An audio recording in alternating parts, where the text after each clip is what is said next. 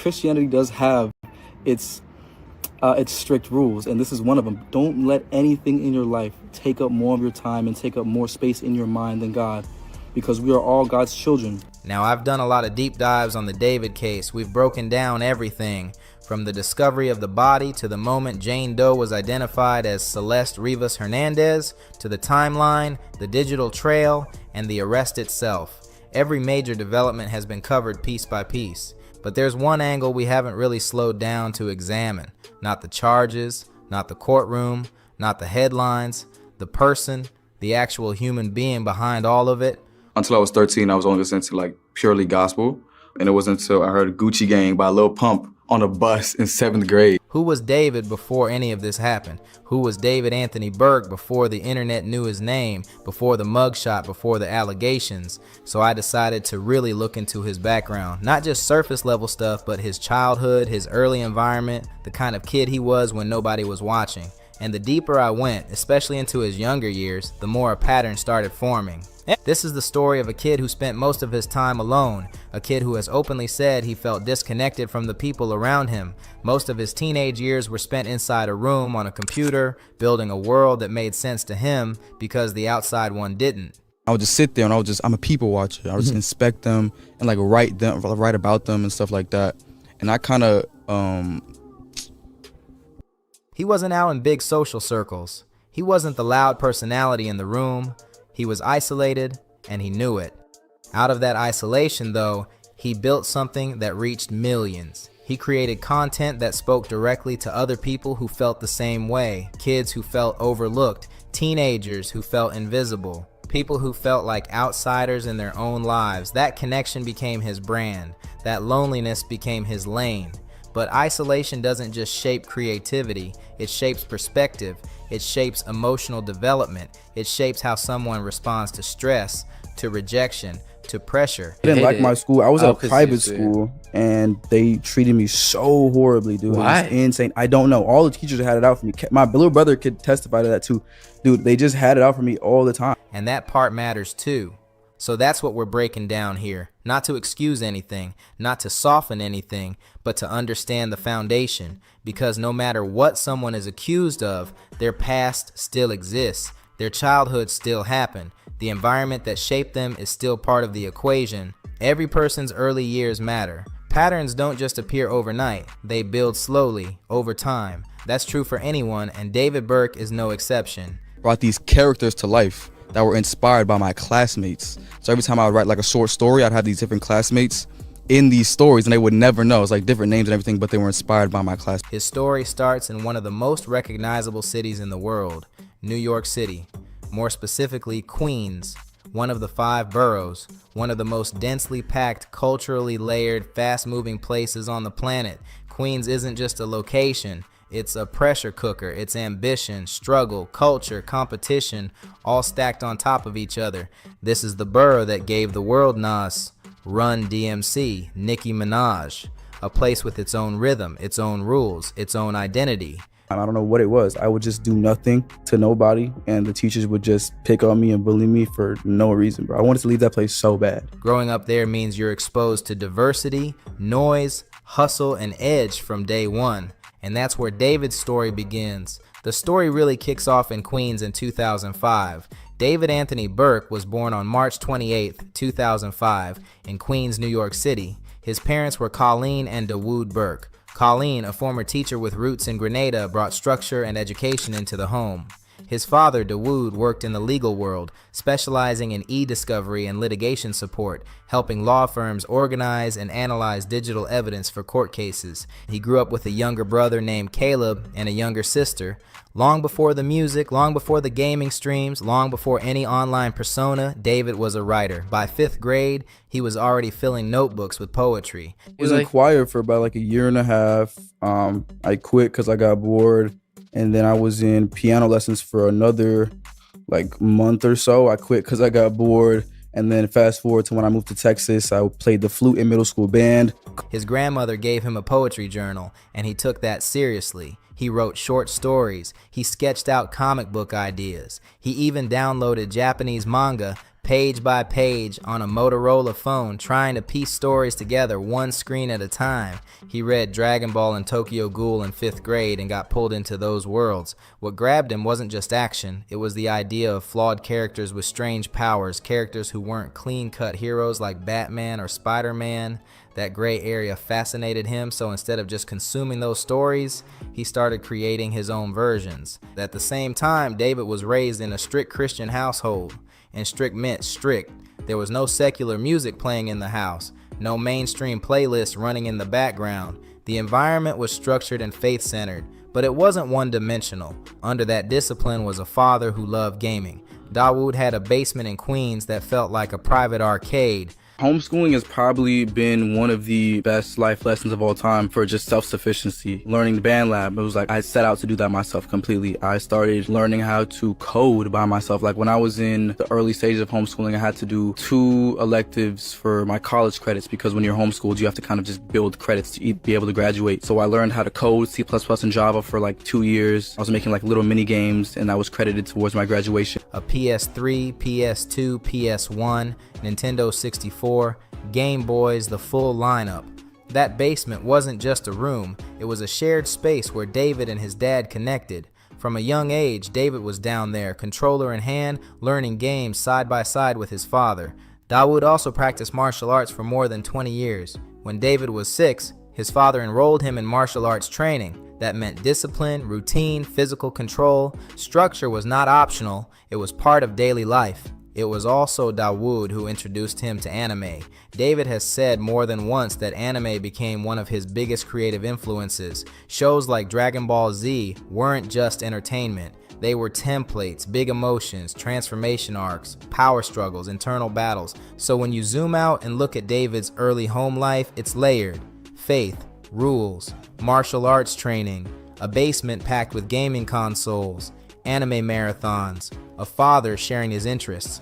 From the outside, it sounds like a pretty ordinary family setup, structured, connected, maybe even stable. When I was transitioning from public school to homeschooling and nobody like hit me up on Snapchat, when I was like streaking everybody, I had like, my Snap score was like 250,000, bro. And nobody hits you back? Nobody, dude. That's what I'm saying. Like nobody, like who, you not at school, where'd you go, Dave? Like nobody, like dude, did I really have friends? And that's what makes the deeper parts of this story more complicated to unpack.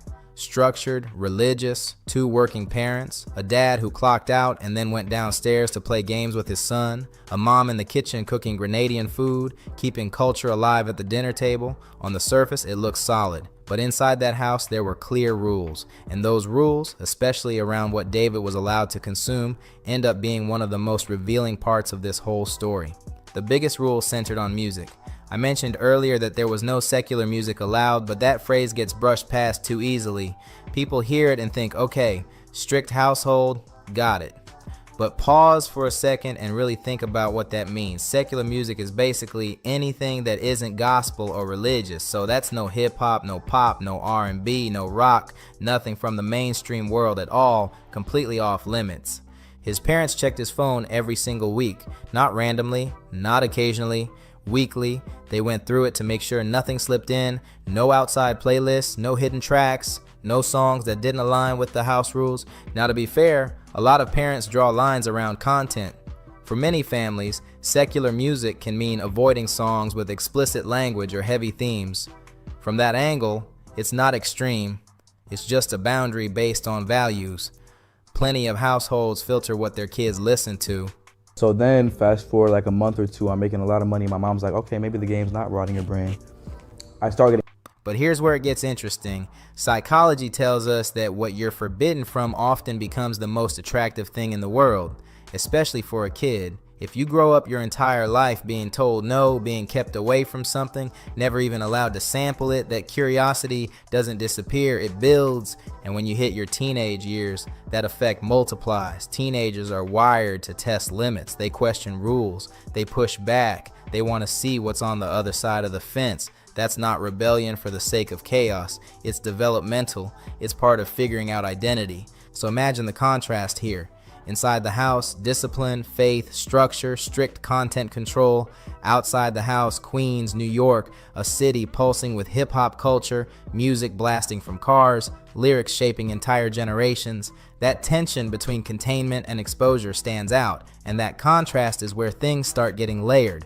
On one side, you've got a strict household with real limits on what he could watch, hear, or bring into his space. On the other side, you've got his father downstairs in that basement, handing him a controller, showing him Dragon Ball Z, teaching him martial arts. That balance says a lot. Creativity wasn't missing in that home, it just had boundaries, it had structure.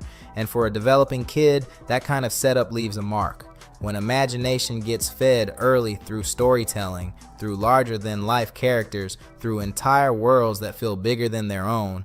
And she was like on a phone or something. She was like, just make your own music. Go, get out of my face. Make your own music. It sparks something. It builds internal landscapes. For David, that spark seems to have been lit early. Anime gave him flawed heroes and dramatic arcs. Martial arts gave him focus, repetition, control. Gospel music may have shaped his ear for melody and emotion long before he ever considered making his own tracks. All of that was feeding into him quietly. This was still middle school, still public school, still living under the same roof with the same rules. Weekly phone checks, gospel playlists, maybe some classical music, nothing outside of that lane. 13 years of tight control over what entered his ears. But here's the reality about walls. You can build them high, you can reinforce them, eventually something gets through. And for David, it didn't creep in slowly. It wasn't a quiet rebellion with hidden downloads. It was one moment. He's on a school bus in middle school, just another regular day.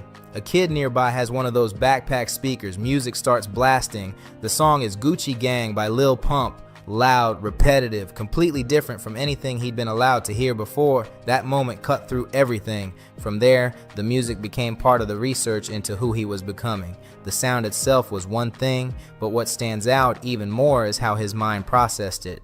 Because understanding David Burke isn't just about what he listened to, it's about how he thought. Before the world ever associated his name with romantic homicide, before headlines and accusations, he was already wired a certain way.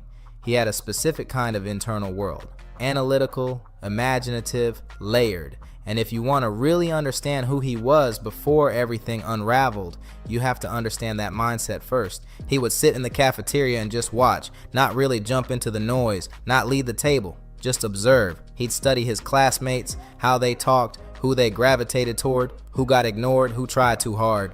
Then he'd go home and write short stories based on what he saw, different names, slightly changed details, but the foundation was real people from his school, and they had no idea they were being turned into characters. That tells you something. Instead of fully stepping into those moments and living them out, he seemed to process them from the outside. He created meaning by observing, not by immersing. Everything around him became raw material, but here's where it gets deeper. Writing wasn't just a hobby he picked up when he was bored, it felt necessary, almost like a release valve. He needed to write, so much so that as a kid he stole notebooks from school just to make sure he always had something to write in whenever the urge hit. At first glance you might ask, why not just ask his parents for notebooks? That sounds simple, but maybe it wasn't. When you look at the environment he grew up in, you have to wonder how that creative side was viewed. Was writing encouraged as something serious, or was it seen as a distraction the same way secular music was restricted? Was it nurtured or quietly sidelined? There's no confirmed answer to that. These are just questions that come up when you look at the pattern. But when a kid feels the need to steal notebooks just to keep writing, that points to something strong inside him, a drive that didn't wait for permission. It also hints at impulse control. If he wanted to write, he was going to find a way to do it. Rules or not, that urgency matters. Writing didn't feel optional. It felt pressing, almost compulsive, like he constantly needed somewhere to pour his thoughts. The characters in his head, the observations stack up, the inner world that wouldn't quiet down unless it was put onto paper. By most accounts, David came off like a kid with a deep internal world. The kind of kid who could sit quietly for hours and still feel busy inside his own head. Stories, characters, scenarios, alternate versions of reality all running at once. He wasn't the loud one. He doesn't sound like he was the center of attention either. He observed. He analyzed. Then he went home and translated what he saw into writing. That kind of personality can look calm on the outside but intense on the inside. Creatively obsessive, curious, socially aware without necessarily being socially involved. People like that often pick up on small details others miss. Tone shifts, body language, micro reactions. But the trade-off can be isolation. When you spend most of your time watching life instead of jumping into it, detachment can creep in. He attended a private school in Queens, and according to him, that experience wasn't positive. He claimed multiple teachers targeted him, not just one bad interaction. He described it as several teachers picking on him or treating him unfairly for reasons he couldn't fully explain. Now, if that's accurate, no one deserves that. Being singled out by authority figures at a young age can shape how you see the world, but it's also fair to acknowledge that school dynamics are complicated. Kids can behave one way at home and completely differently in class. Sometimes teachers see behavior parents never do. That doesn't automatically mean he was at fault. It just means the full picture is rarely simple. If you're a kid who already feels somewhat detached and then you feel targeted at school, that can deepen things. It can affect how you view authority. It can create skepticism. It can make the outside world feel hostile compared to the structured safety of home. Then came the relocation. His father, Dawood, was transferred through his legal-related job to Houston, Texas. Important detail, he wasn't an attorney in the courtroom sense. He worked in legal support, dealing with digital evidence and litigation systems as mentioned earlier. But the move was tied to his professional path. David reportedly didn't resist the move. In fact, he said he hated New York by that point. That's a strong statement from someone born and raised in Queens. Different sources give slightly different timelines, but many reports suggest he moved to Houston around age 13, right at that transition point between childhood and teenage identity, a new city, a new school, a new social hierarchy. For a kid who already processed the world from a distance, that kind of shift can either reset everything or intensify what was already there. In a sit-down interview, David said the move to Texas actually happened much earlier than some outlets reported. According to him, he was in 2nd or 3rd grade when the family relocated. That would put him around 7 or 8 years old. For this detail, it makes more sense to lean on his own account. He would remember whether he was a teenager or a 2nd grader, and when he got to Houston, he didn't struggle the way some might expect. He said he loved it almost immediately. The energy felt different. The pace wasn't like New York. He found kids who were into video games the same way he was. He described it as finally finding his people, his tribe, and that matters. Starting over is tough at any age. Adults have context. You understand that change can open new doors. You know cities are just chapters. But for a kid, your school is your universe. Your friends are your whole social world. Your routine feels permanent. When that gets pulled away, you don't always have the emotional vocabulary to process it. It can feel like the ground just shifted. David seemed to adapt fast in Houston, but even when he adjusts well on the surface, that initial uprooting can leave a mark. The sense that everything familiar can disappear overnight, that idea doesn't just vanish. While all of this was unfolding, new schools, new environment, new friendships, his mother Colleen was doing something quietly in the background that deserves attention.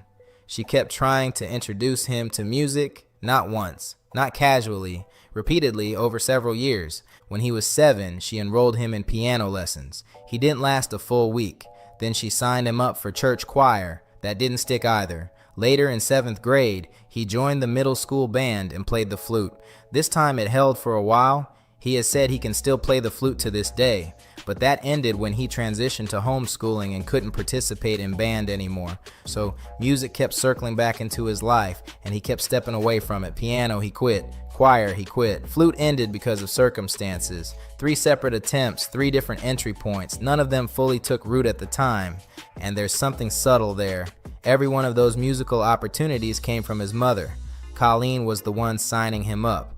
She kept placing instruments and music in front of him, almost like she sensed something before he did. Even when he walked away, the door stayed open. Colleen was the one signing him up for choir. Colleen was the one pushing piano lessons. She clearly had a musical vision for her son. Meanwhile, his father's world looked completely different. Gaming consoles, anime marathons, martial arts training, 2 creative lanes under the same roof, but they carried very different energy. And here's what stands out. Everything his mother introduced him to, he eventually stepped away from. Everything his father brought into his life, he leaned into hard. Gaming turned into his entry point online. Anime shaped his creative identity. Martial arts became something he still references. Same kid, same house, different outcomes depending on who opened the door. That pattern is hard to ignore. When you zoom out, it doesn't look like he was rejecting creativity itself. Creativity was clearly in him from early on. He wrote constantly. He imagined constantly. This doesn't look like a kid running from art. It looks more like a kid reacting to how it was presented. His father's world probably felt like discovery. It was immersive. It was shared. It wasn't framed as a requirement. It was an invitation. His mother's efforts, even if well-intentioned, might have felt structured, directed, assigned. That difference can matter a lot to those who value autonomy. So when creativity came through his dad's lane, he moved toward it. When it came through his mom's direction, he seemed to pull back. That dynamic adds an interesting layer to her role in the story. Year after year, she kept planting musical opportunities in front of him. And year after year, he walked away.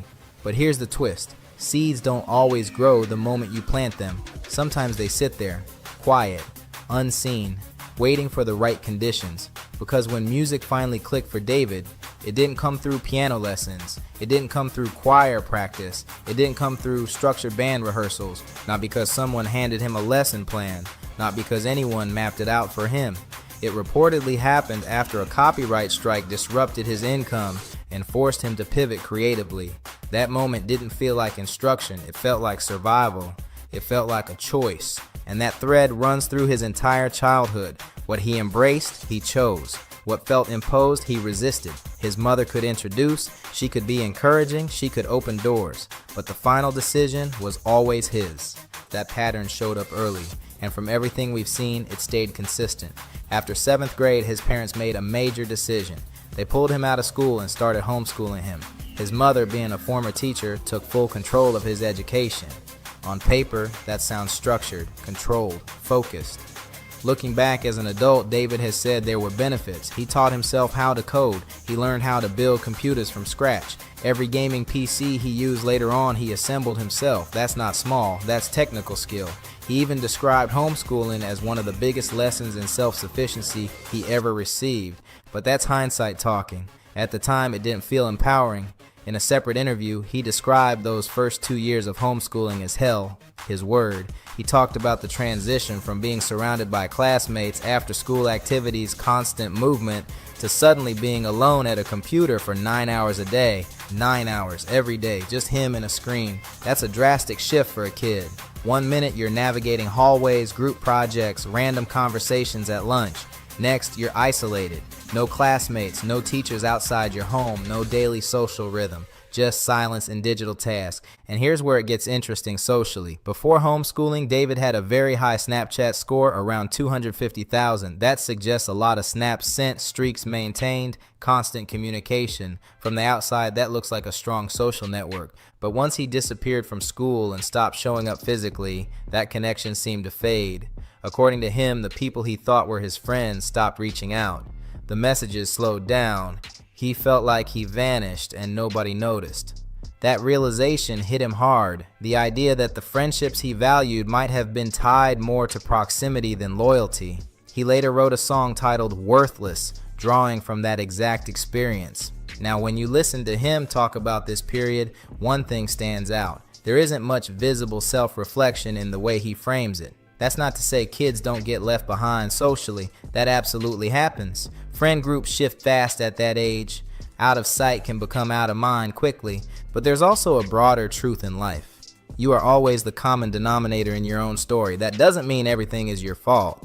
It just means your patterns, your energy, your engagement level all play a role in how relationships evolve. For David, homeschooling strengthened his technical skills. It sharpened his independence. But socially, it may have intensified that pattern we've already seen. More time observing, more time internal, less time actively participating. And when the outside world didn't chase after him the way he expected, that disappointment turned into fuel for his art. If you step back and look at it, there's a hard question sitting in the middle of all this. If you disappear from school and barely anyone notices, what does that actually say? According to David, teachers were against him, classmates didn't understand him, friends stopped caring. That's the pattern he describes, and maybe parts of that are true. We honestly don't have a full independent breakdown of those years. The reality is David is the primary narrator of his own childhood. Most of what we know about how he felt comes from him, but when you line up the stories, there's one consistent factor in every situation: him. And it's hard not to notice that in many of these accounts, he places himself on the receiving end of things: the misunderstood kid, the targeted student, the abandoned friend. That doesn't automatically mean he's wrong, it just means perspective matters, and perspective can be shaped by emotion. The bigger question that keeps floating around is this: why was he homeschooled in the first place? That's something we've never really gotten a fully detailed, direct answer to. There are assumptions, there are guesses, but no clear public explanation.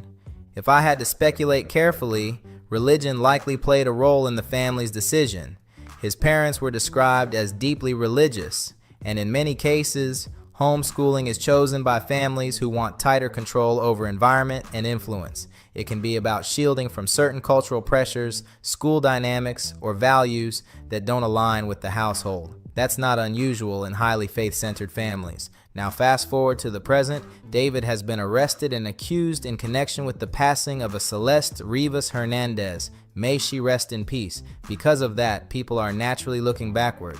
They're revisiting every detail of his upbringing, every decision, every shift, especially homeschooling. You'll see people asking, why was he pulled out of school over and over? They're searching for a turning point, a clue, a moment that explains how someone ends up facing accusations this serious.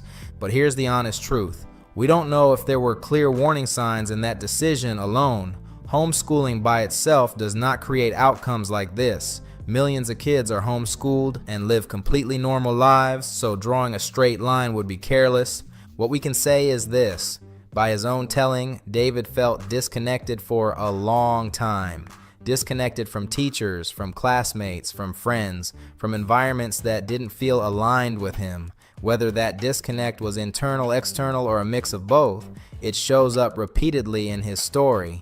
And that recurring sense of distance, that feeling of not fully belonging anywhere, becomes one of the strongest through lines in understanding who he believed himself to be. By this point, David is a teenager, and from everything described, his world looks small physically but wide digitally. No daily school hallways, no steady in-person friend group, no weekend plans with classmates. Most of his interaction with the outside world exists through a screen, so he dives deeper into what's available.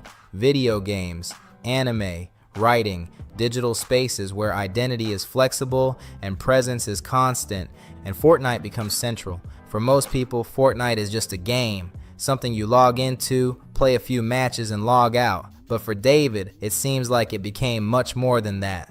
It was his social arena, the place where he met people, where he talked, where he felt part of something. For years, it reportedly functioned as his primary social ecosystem. He didn't treat it casually either. He joined competitive esports organizations. He played seriously. At one point, he claimed he dropped around 60 eliminations in a single game. For someone deeply invested in that world, that's not a small number. Whether exaggerated or not, it shows how he viewed his skill level. He saw himself as strong in that environment.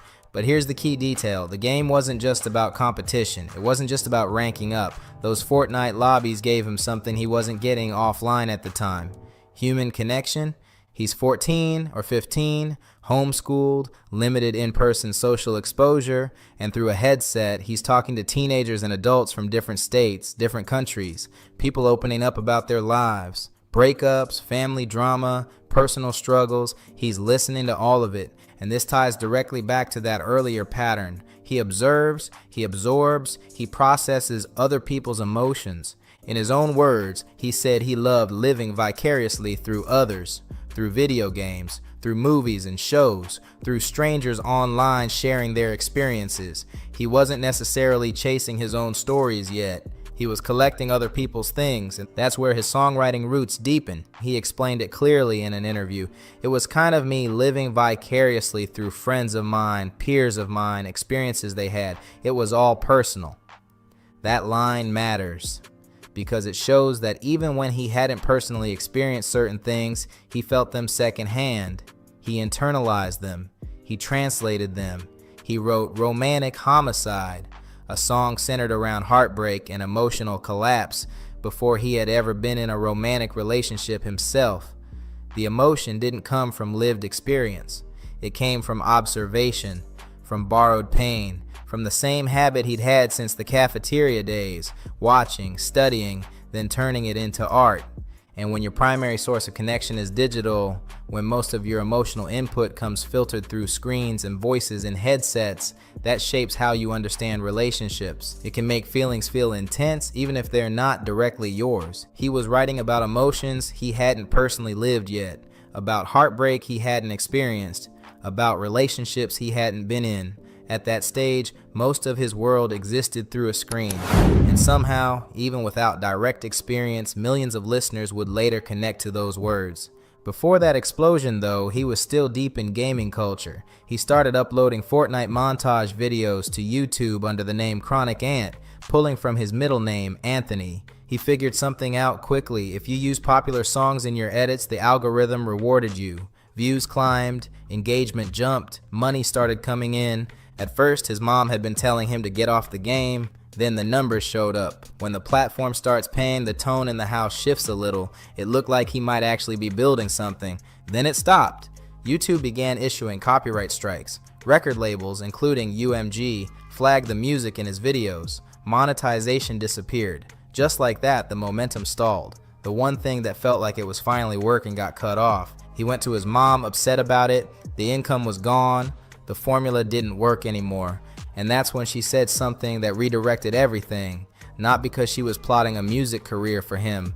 From what's been shared, she simply wanted him out of the room for a bit, a change of pace, a new outlet. But David heard something different. His reaction was basically, wait, I could probably do that. So he started researching how to make music himself. He Googled how to create songs on an iPhone. An app called BandLab came up. He downloaded it. No studio, no equipment, no formal training. Now he needed a recording space. According to him, his younger sister had the only walk-in closet in the house. He joked that she was spoiled, so he used that closet. He hung up robes and blankets to dampen the sound. Apple earbuds in. The mic on the earbuds became his recording microphone. A free app, a phone, a pair of earbuds. That was the entire setup. That closet became the studio. While he was quietly building tracks in that space, his parents reportedly had no idea how serious he was taking it. This wasn't just experimenting. He was learning production from scratch. Late 2021. He's 16 years old. He's been socially isolated for years. Most of his interaction happens online. He's never been to a concert, never been in a romantic relationship. He hasn't lived the typical teenage milestones happening around him. And he's sitting in a small walk-in closet, layering vocals over instrumentals, shaping emotions he's mostly observed rather than experienced, turning that digital life into sound. He hit record and just went. No notebook, no second draft, no overthinking, one take. Whatever was in his head in that exact moment came out raw. Then he searched YouTube for an indie-style beat, found one he liked, and leased it for $20 on BeatStars. That first track was called Runaway. The second was You and I. Instead of just uploading them quietly, he moved smart. He dropped one of the songs into a Fortnite montage and titled it First Fortnite Artist to Use His Own Song in a Montage, then added his SoundCloud link. That was strategy. He understood his audience. Gamers first, music second. The next day, other creators started using his track in their own videos. It spread fast, not because of industry backing, not because of the radio, but because of the community he had already built online. Eventually, one of those early songs climbed to 94 million streams, and through all of that, he was still just a teenager recording in a closet. Nobody knew his face, nobody knew his real name. He hadn't done interviews, no public appearances, just a voice floating through playlists and gaming edits. Then July 2022 happens. He's back in that closet and records another song. Again, reportedly in one take. This time it's darker. A track about heartbreak he hadn't personally experienced. Pain he hadn't directly lived. It came from imagination, from observation, from all those years of absorbing other people's stories. 500,000 views overnight. The numbers kept climbing. Eventually, it reached number 33 on the Billboard Hot 100, a song made on an iPhone in a walk-in closet by a kid who had never been to a concert, never been in a romantic relationship, never lived the scenarios he was describing. It was a borrowed emotion, filtered pain, digital era storytelling. Romantic homicide changed his trajectory. Record deal conversations followed. Industry attention showed up. The anonymous voice from a closet suddenly had a chart position, from a small space above his parents' bedroom to national rankings. And then, years later, on September 8th, 2025, authorities discovered the body of a Celeste Rivas Hernandez in the trunk of a Tesla registered to David Anthony Burke. That moment reshaped everything connected to his name. From viral success to criminal charges, from streaming milestones to court proceedings. The same story that started in a quiet Queens household and moved through gaming lobbies and closet recordings took a turn no one following the music expected. A strict household where the outside world was filtered out. Stolen notebooks because the urge to write wouldn't wait. Teachers he claimed were against him. A random song on a school bus that cracked open a door he had never been allowed to walk through. Homeschooling that, in his eyes, exposed how fragile his friendships really were. Years of isolation, a screen replacing real-life interaction, a walk-in closet doubling as a recording booth. And from all of that came romantic homicide, written about heartbreak he hadn't personally experienced, about emotions shaped more by observation than lived reality. A teenager alone long enough that imagination filled in the gaps, and somehow millions connected to it. They felt it, they streamed it, they made it part of their own stories. The same quiet that shaped his creativity also shaped the world he operated in. The same isolation that built the artist became part of the larger narrative. Then September 8th, 2025, a body discovered in the trunk of a Tesla registered to David Anthony Burke. And suddenly that same kid was no longer just a charting artist. He was facing extremely serious allegations connected to the passing of a Celeste Rivas Hernandez. And he's like, did they arrest anybody else? And I was like, no. And he's like, so why the fuck did he buy two? And I'm like, I don't know. He's like, no, somebody had to help him because you would never need two chainsaws. My dad is a mechanic. He's been a mechanic his entire life. He's been a mechanic longer than he's been my father. I'm 25. He was a mechanic before I was born. He's worked on countless things. Anything that has a chain or a motor, he's worked on it. That's trucks, cars. We have some very disturbing updates in the David case, and as the court proceedings continue, more serious details are coming out. Testimony has revealed what allegedly happened in the final moments of the attack, and it's deeply unsettling. TikTok has now banned David's account, and an old clip of him laughing about a strange smell inside his house has resurfaced. That clip alone has people looking at everything in a completely different way. I'm skipping any kind of upbeat intro out of respect for the victim, Celeste Rivas. This situation is tragic and real. Tools, chainsaws, but he also likes stuff like crime and things in the news and UFOs, you know, that shit. And so I regularly keep him updated on this that's going on with David and that whole case. And so yesterday, me and him are talking, and I'm like telling him, yeah, they found this and that and whatever. And so as I'm talking with him about all the things he bought, I'm like, yeah, he bought two chainsaws, this and that and that. And he stops me and he's like, it doesn't need extra hype or jokes. So let's get straight into it. As most of you know, this case first shocked everyone when a body was found in the back of David's car.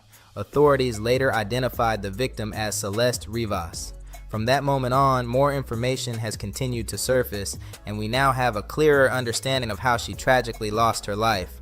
I also need to be careful with certain wording. Every time specific terms are used, videos can get restricted or removed. That's not about being insensitive, it's about making sure these updates stay available so people can stay informed. why do you buy two? And I'm like, I don't know. And I was like, maybe because like one of them would break, you know, or maybe one of them's faulty. And he looks at me, he's like, no, they don't break that easily. And he's like, did they arrest anybody else? And I was like, no. And he's like, so why the fuck buy two? And I'm like, I don't know. He's like, nah, somebody had to help him because you would never need two chainsaws. Those things are powerful and, you know. Covering cases like this online comes with those limitations. When the news first broke, it went viral almost instantly because no one expected it. A lot of fans were in shock and went straight into denial. Some were saying, no, it wasn't David, he was framed, it was someone else, it couldn't have been David, he's so sweet and funny, and of course, his music is good. That was the tone online in the early days. Others added, maybe he was framed, maybe someone else did it. And then yesterday, I'm on TikTok and I come across a TMZ video of David talking about the smell in his bathroom, how it stinks or whatever. And it was a few days after Celeste had been murdered. And as he's saying it, his friend Neo, who I should mention was arrested before David, he was the first arrest in the case, is like looking at him in a weird way, and he's silent and he's not laughing like everybody else in the room is. At that time, there wasn't much confirmed information, so people filled in the gaps with speculation. But now the situation looks very different. Based on what has been discussed publicly in court and through official updates, the narrative of him being framed is becoming harder to defend. The details being presented are serious and disturbing. They paint a picture that is difficult to ignore. At this stage, continuing to deny what is being laid out publicly doesn't look supportive. It looks disconnected from reality. David was going to burn Celeste's body. She was never supposed to be found in the car. And the reason we now know this or are speculating this is because information just came out that under a fake name, David had brought an incinerator and a chainsaw to the house that he was staying at, the one that Celeste was also seen at. And crazy purchases aside, you cannot legally buy an incinerator as a civilian. Like, you have to have a reason. You have to have papers. Nobody wants to be the person refusing to acknowledge what is right in front of them. This case is heartbreaking and disturbing, and as more facts come out, it becomes harder to process just how dark this situation really is. So let's break down these updates one by one. First, his TikTok account has officially been banned.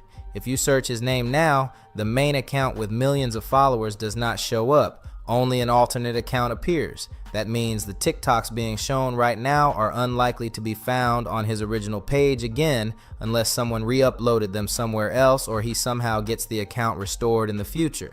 Like, people that do yard work, companies have papers for that.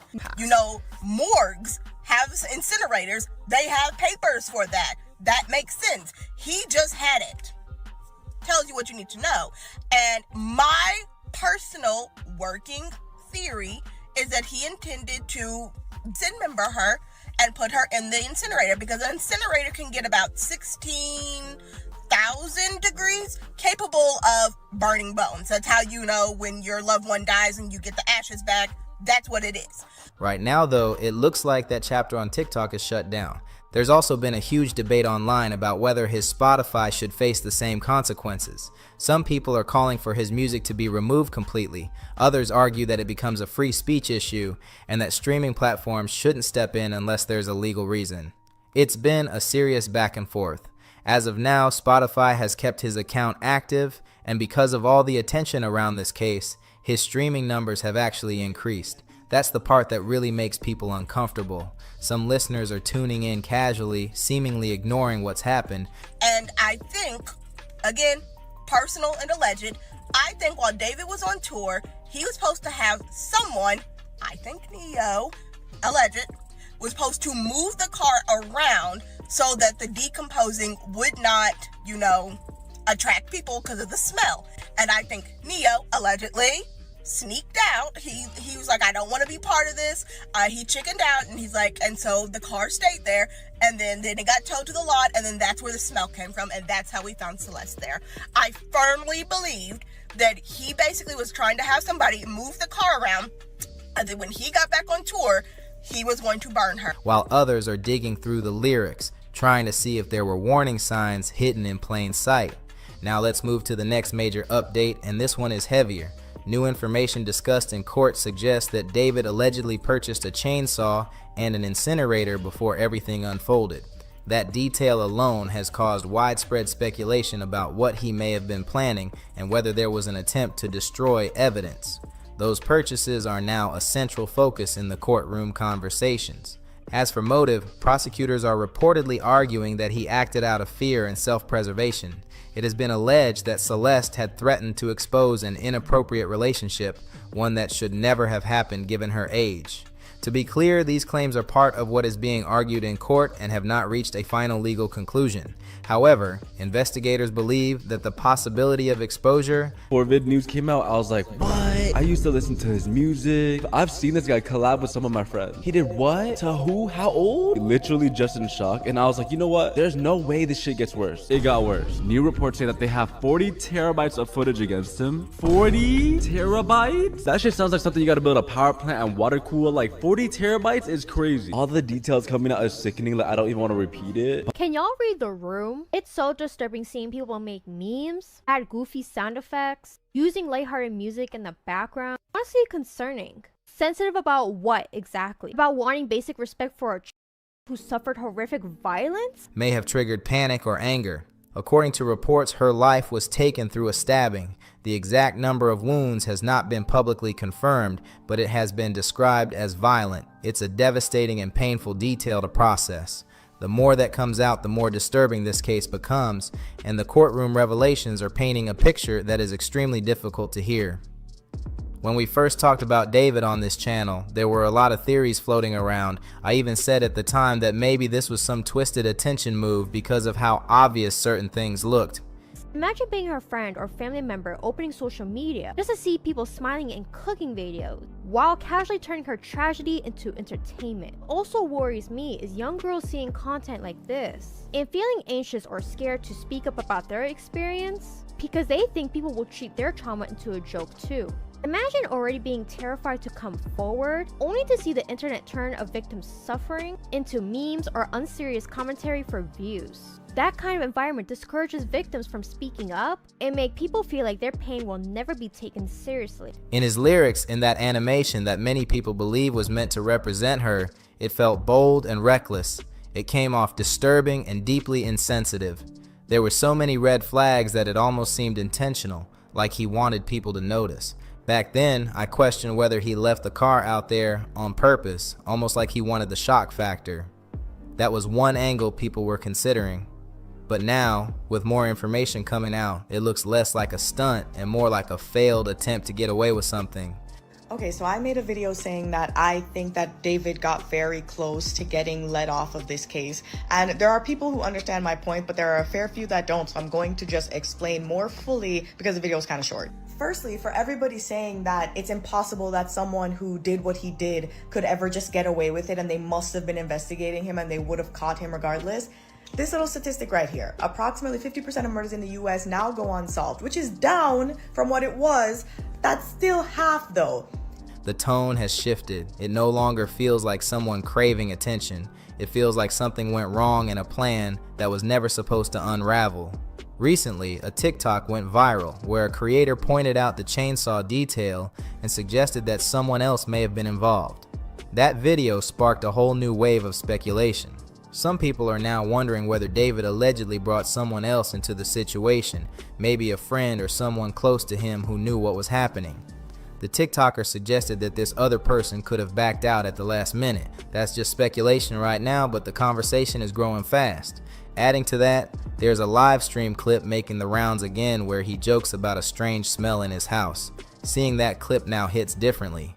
People are asking whether someone else noticed something, whether someone had suspicions, or whether someone may have even helped without fully understanding the situation. None of this is confirmed, but the questions are stacking up. So I appreciate the sentiment, but just because people do terrible things and just because he happened to have unalived and did what he did to a young girl does not mean intrinsically he would have gotten arrested for it ever. Secondly, a lot of people are telling me about they have 40 terabytes worth of data on him, and I agree, and it is fantastic that they have all that data. The point I'm making though is not about what they have now. I'm talking about, like, just go back in the past a little. How did they get that data? That 40 terabytes is what they got from the search warrant that they were able to obtain on David's computers. One detail that really has people talking is the report that he allegedly bought not one, but two chainsaws. At first, hearing that he purchased one was already disturbing, but two makes it feel calculated in a way that's hard to ignore. He was known to have people around him frequently, friends, collaborators, guests. It doesn't mean everyone knew anything. In fact, many likely had no clue and would have been horrified, but buying two has fueled the belief that at least one other person may have been aware of something. Whether that's true or not is still unclear, but the situation keeps getting more complicated.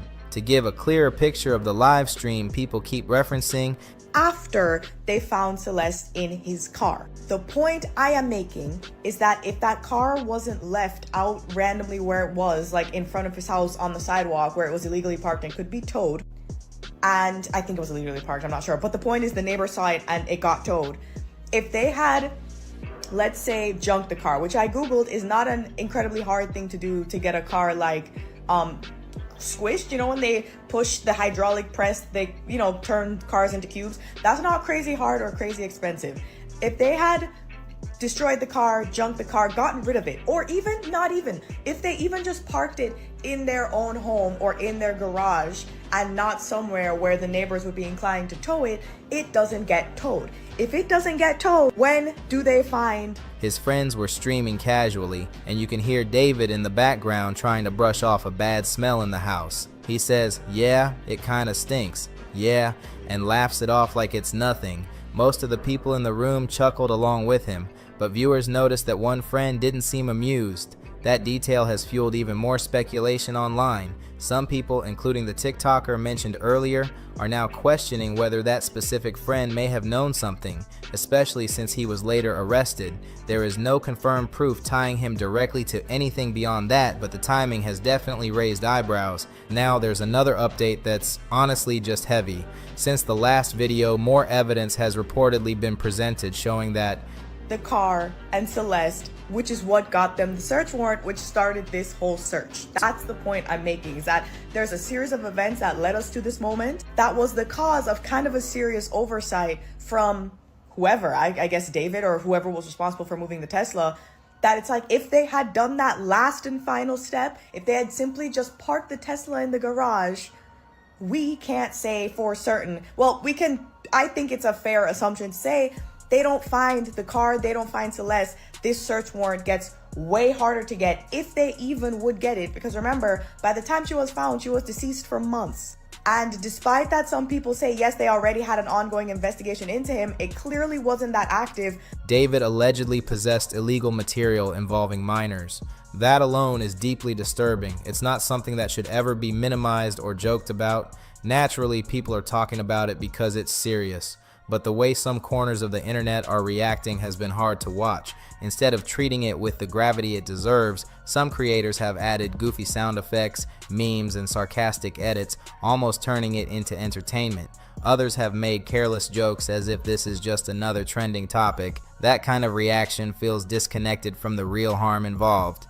I even came across a TikTok that said, "I don't care if David had like all that on his phone, he's so fine, I still want him." It was probably rage bait designed to get attention, and I didn't engage with it. I just blocked the account. Still, the fact that content like that gains traction says a lot about how warped online culture can get. And then there are clips circulating of some men saying things like, "Oh yeah, David's guilty, but Celeste also played a part, like she's guilty too."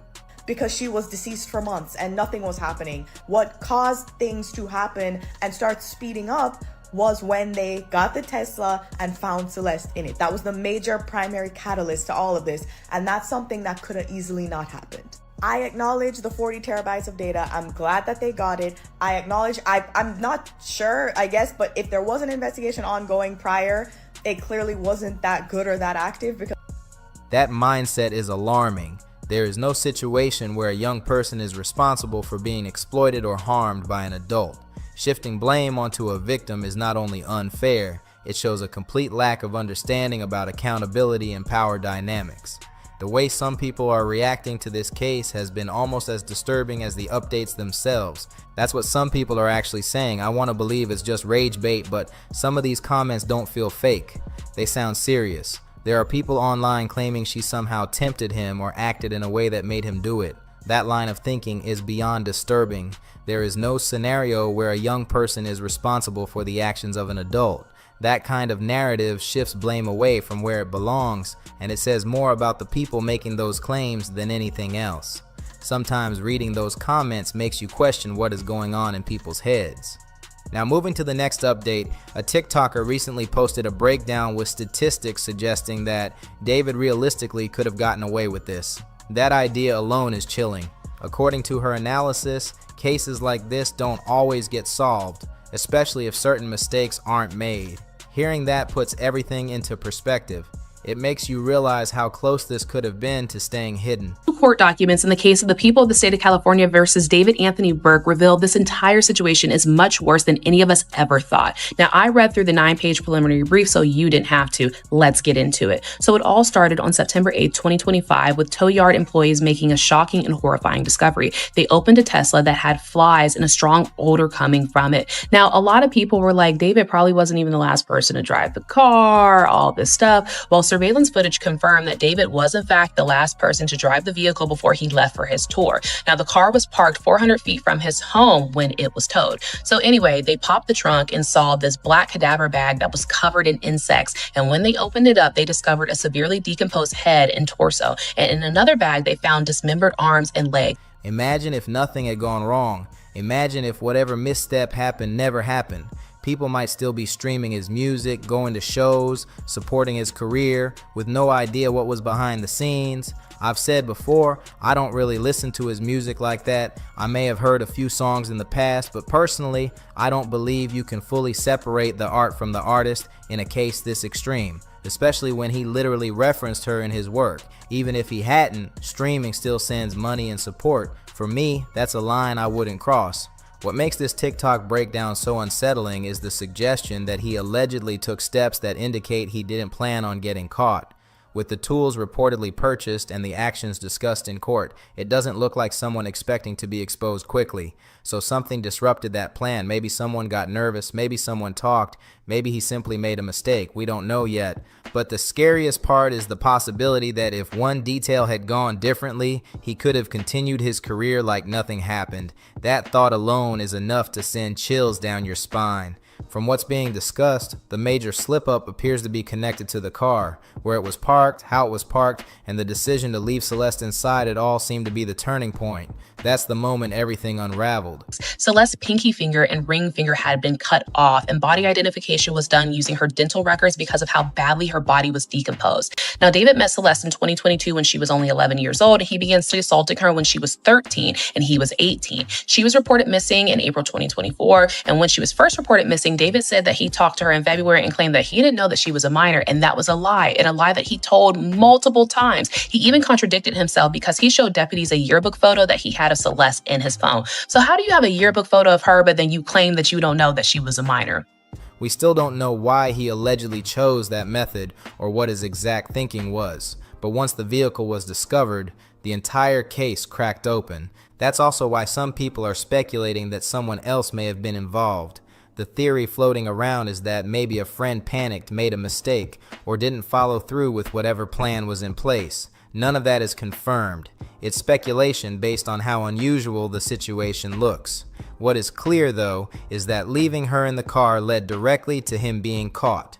Once authorities got involved, they were able to uncover what was on his phone and all the other disturbing evidence that followed. One TikToker pointed out statistics about how often cases like this go unsolved, and the percentage was shockingly high. I wouldn't have guessed it was that high either. Hearing that makes you realize how easily this could have gone another way, especially considering he had money, connections, and influence. Okay. Now, Celeste eventually returned home, and her parents took her cell phone as a consequence for running away.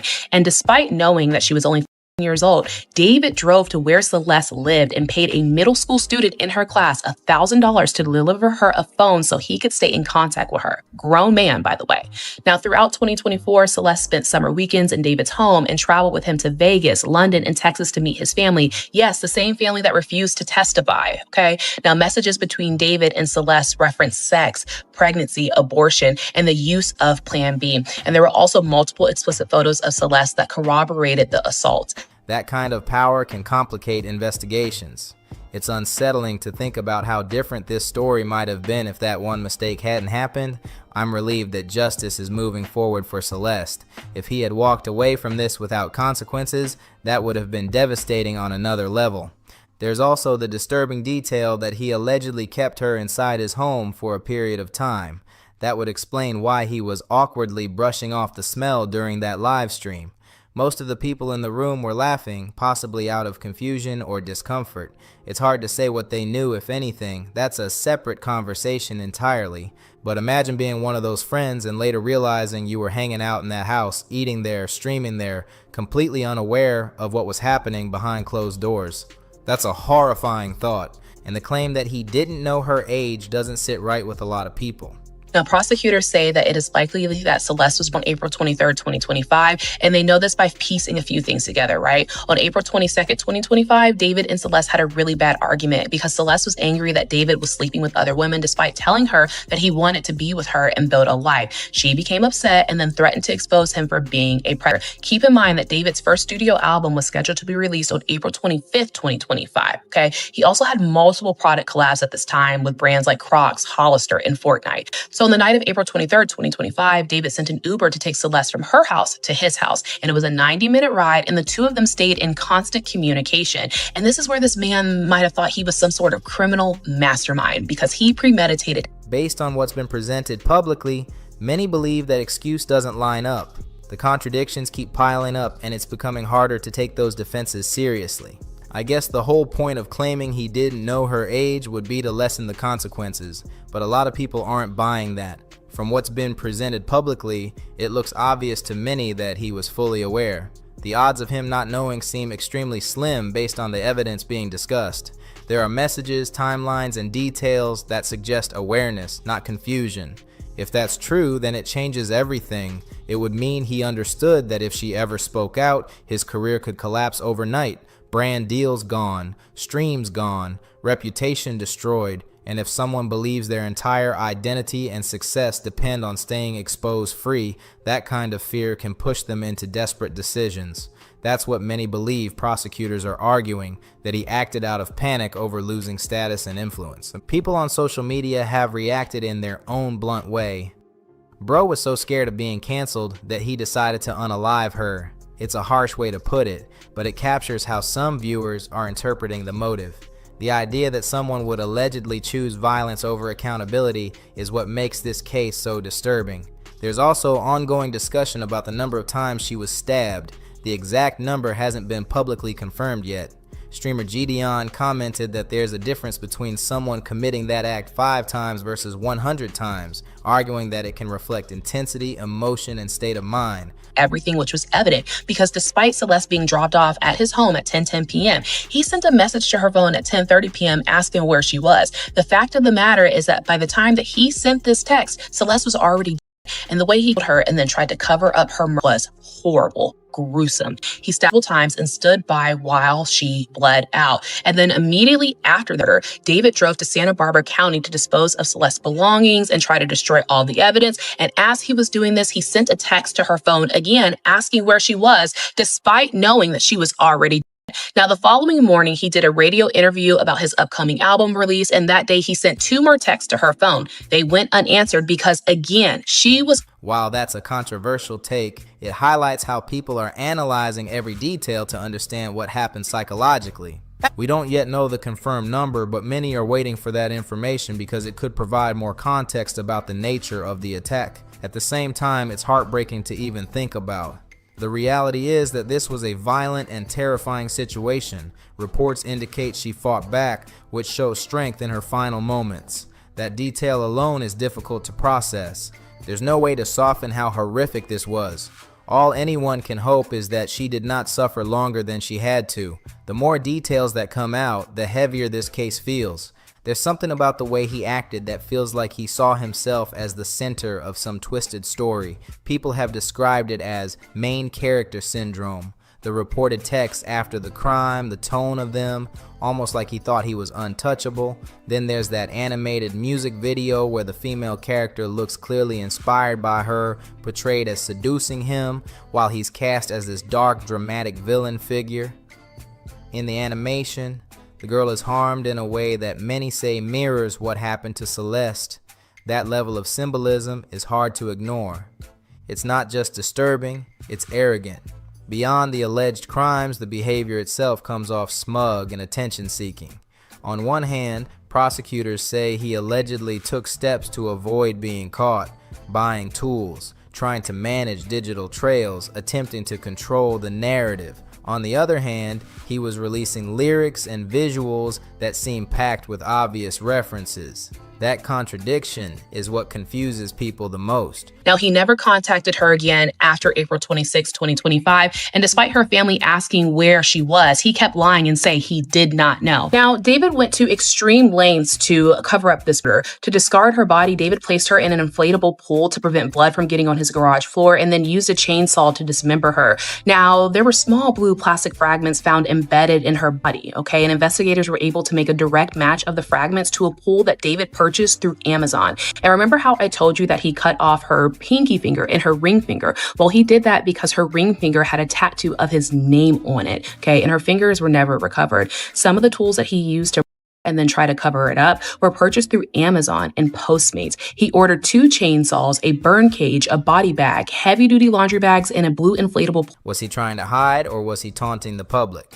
Right now, the court is reportedly debating whether his lyrics can be used as evidence. That's always a complicated issue. In past cases, lyrics have been ruled as artistic expression rather than literal confession.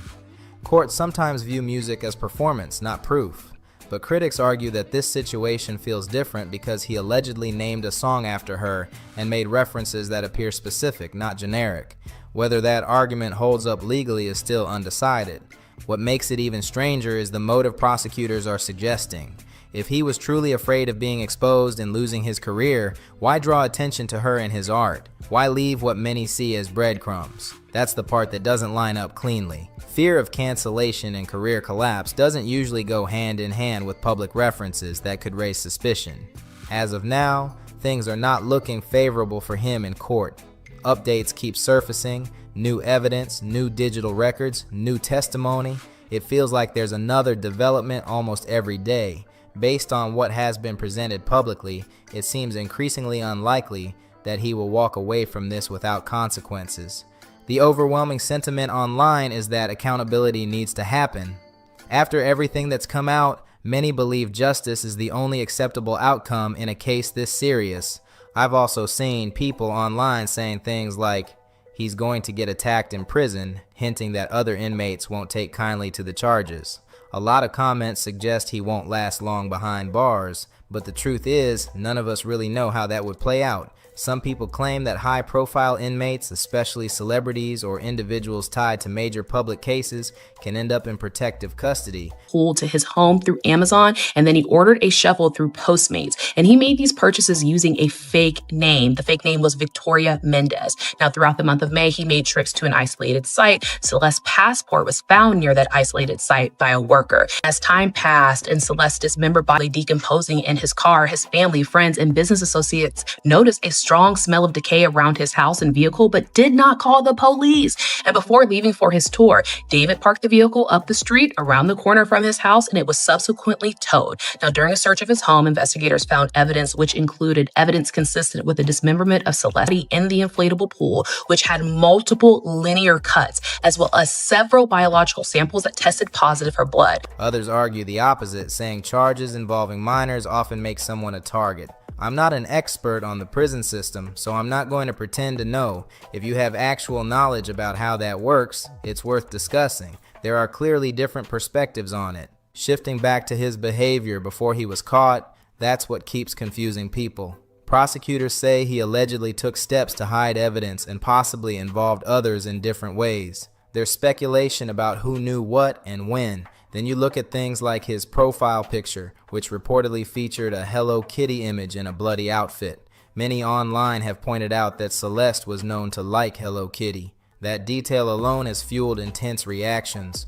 Whether that connection was intentional or coincidence is something only he could explain, but it struck many as disturbing. What confuses a lot of observers is the contradiction. If he was allegedly working hard to avoid exposure, why leave behind what looks like digital breadcrumbs? Why release lyrics and visuals that seem so specific? Why risk streams resurfacing? It feels inconsistent. On one side, you have someone who appears calculated. On the other, someone who seems reckless. Maybe the answer is that panic and ego don't mix well. When someone believes they're smarter than everyone else, they can start making irrational decisions. It doesn't always have to make logical sense. But from the outside looking in, the contradictions are glaring, and that's why so many people are still trying to wrap their heads around it. Yes, if everything had come out without violence, he likely would have been canceled. Brand deals probably would have disappeared. A large portion of his fan base would have walked away. If David didn't want his career ruined, he would have been better off not offing Celeste and just letting her expose him as a PDF file. And I am probably going to get some backlash for this. I'm completely prepared for that. I am. But let me tell y'all why I'm saying this. Y'all don't care about people being like y'all don't. Let somebody be a file on their own. But from what prosecutors are suggesting, he appeared consumed by the fear of losing status, money, and influence. I don't want to frame that as fear in a sympathetic way because he is not the victim here. If anything, it points to someone prioritizing their image over accountability. That kind of mindset can lead to destructive choices. The uncomfortable truth is that in many public scandals, some creators do manage to keep parts of their careers intact. Their reputation takes a hit, sponsorships drop, but they don't always disappear. There are examples of influencers and artists who face serious allegations and still maintained audiences. Their numbers dip, but support doesn't vanish entirely. That reality makes this case even more complicated to process. It suggests that even if everything had come to light, he might have still had a platform even if it was smaller. And it's okay. Like, nobody cares. Nobody bats eye. People still playing R. Kelly. Oh, he ain't pee on me. P. Diddy. And Boston Richie. Nicki Minaj knowingly supports multiple known pedophiles, like actually proven by the court to be pedophiles. And there's still barbs out there. What's especially disturbing is that even now, with all the evidence being discussed publicly, there are still people defending him. Some have said things like, well, Celeste kinda was asking for it, which is a deeply harmful statement. And it's depressing to think about how often public memory moves on quickly. Careers sometimes recover, audiences sometimes look the other way, but in this case, the consequences are far too serious to brush aside. A life was lost. That cannot be undone or minimized. This has been one of the heaviest cases to cover, and every update seems to bring more difficult details. I'll continue to follow the court proceedings and share verified information as it becomes available. And 7 months after investigators found a dismembered body inside his car, the pop singer David was in a Los Angeles court today answering to charges of murder. Today, I am announcing the charges against David Anthony Burke in connection with the brutal and horrific murder of Celeste. So, on April 16, the Los Angeles Police Department arrested 21-year-old music artist D4vd, born David Burke. He is now facing first-degree charges along with several other serious counts. The news hit fast and it hit heavy. Most people either followed the case as it unfolded or already knew him from his music. Back in 2022, he shot to fame with his breakout track Romantic Homicide. The title alone feels different now. I didn't kill her physically, but in the back of my mind, she died. I killed you, and I didn't even regret it. I can't believe I said it, but it's true. I hate you. Something that I decided to do. I killed you. It's really more of a figurative I killed you. I try to stress that in the back of my mind. So I say it so loud. In the back of my mind, you died. In the back of my mind, I killed you. What once sounded emotional and dramatic suddenly feels dark in a way nobody expected.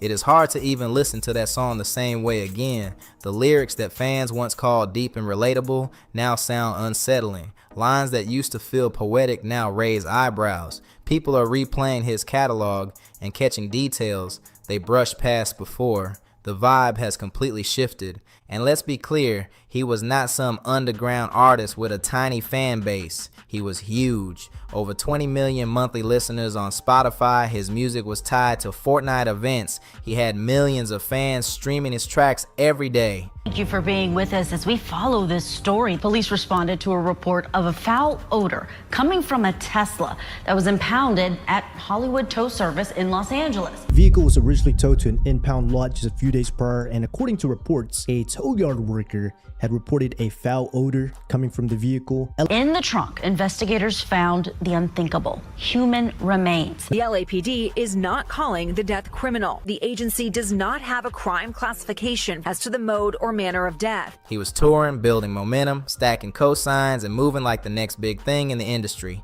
He was labeled as one of the fastest rising young artists in the game. Industry insiders saw long-term potential, but now people are digging into his discography with a different lens. Some are even saying the themes in his music feel less like heartbreak anthems and more like something darker. That conversation is getting louder. Tonight, more than a week after a body was found inside an impounded Tesla, Los Angeles investigators identifying the remains as 15-year-old Celeste Rivas. She had been reported missing from Lake Elsinore, California. She would have been 15 years old on the day that she was discovered. The case exploded into public view on September 8, 2025. Reports surfaced that the Los Angeles Police Department had discovered the remains of a girl inside a Tesla vehicle registered to his name. The car had been towed to an impound lot days earlier. A worker at the tow yard reportedly noticed a strong odor coming from the vehicle and alerted authorities. When officers responded, they made a horrifying discovery. Inside the front trunk of the Tesla was a body described in reports as being at an advanced stage of decomposition. Officials said it had likely been there for weeks. It's going to obscure my view from the gate. The gate. You try to run or you try to resist, you won't get hit with nothing. It's going to hurt. I got you.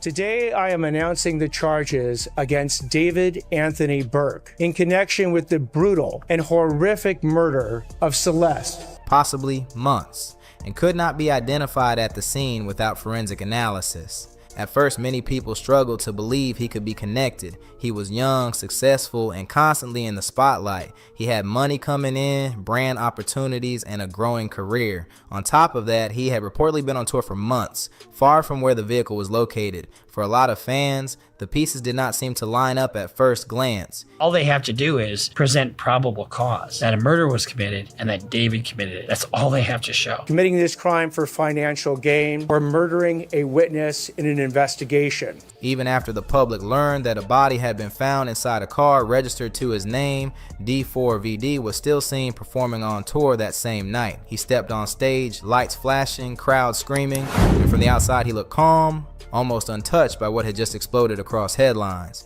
That image alone left people confused. At that point, the body had not even been identified. No name, no confirmation, just the heartbreaking fact that a young girl had been found. The internet wasted no time filling in blanks. That's the part that's upsetting to me too, is that her family knew where she was, all while she's supposedly a missing person. And so it's all very frustrating. There's a lot of things, a lot of failures. They knew who he was. I understand she's probably a handful. I get that. But the thing is, she's a kid. Theories spread fast, even though officials had not confirmed who she was, and the hardest part to process was her age. She was a child. Reports later stated that her body had likely been there for months. What made it even more chilling was the timing. Authorities from the Los Angeles Police Department discovered her remains just one day after what would have been her 15th birthday.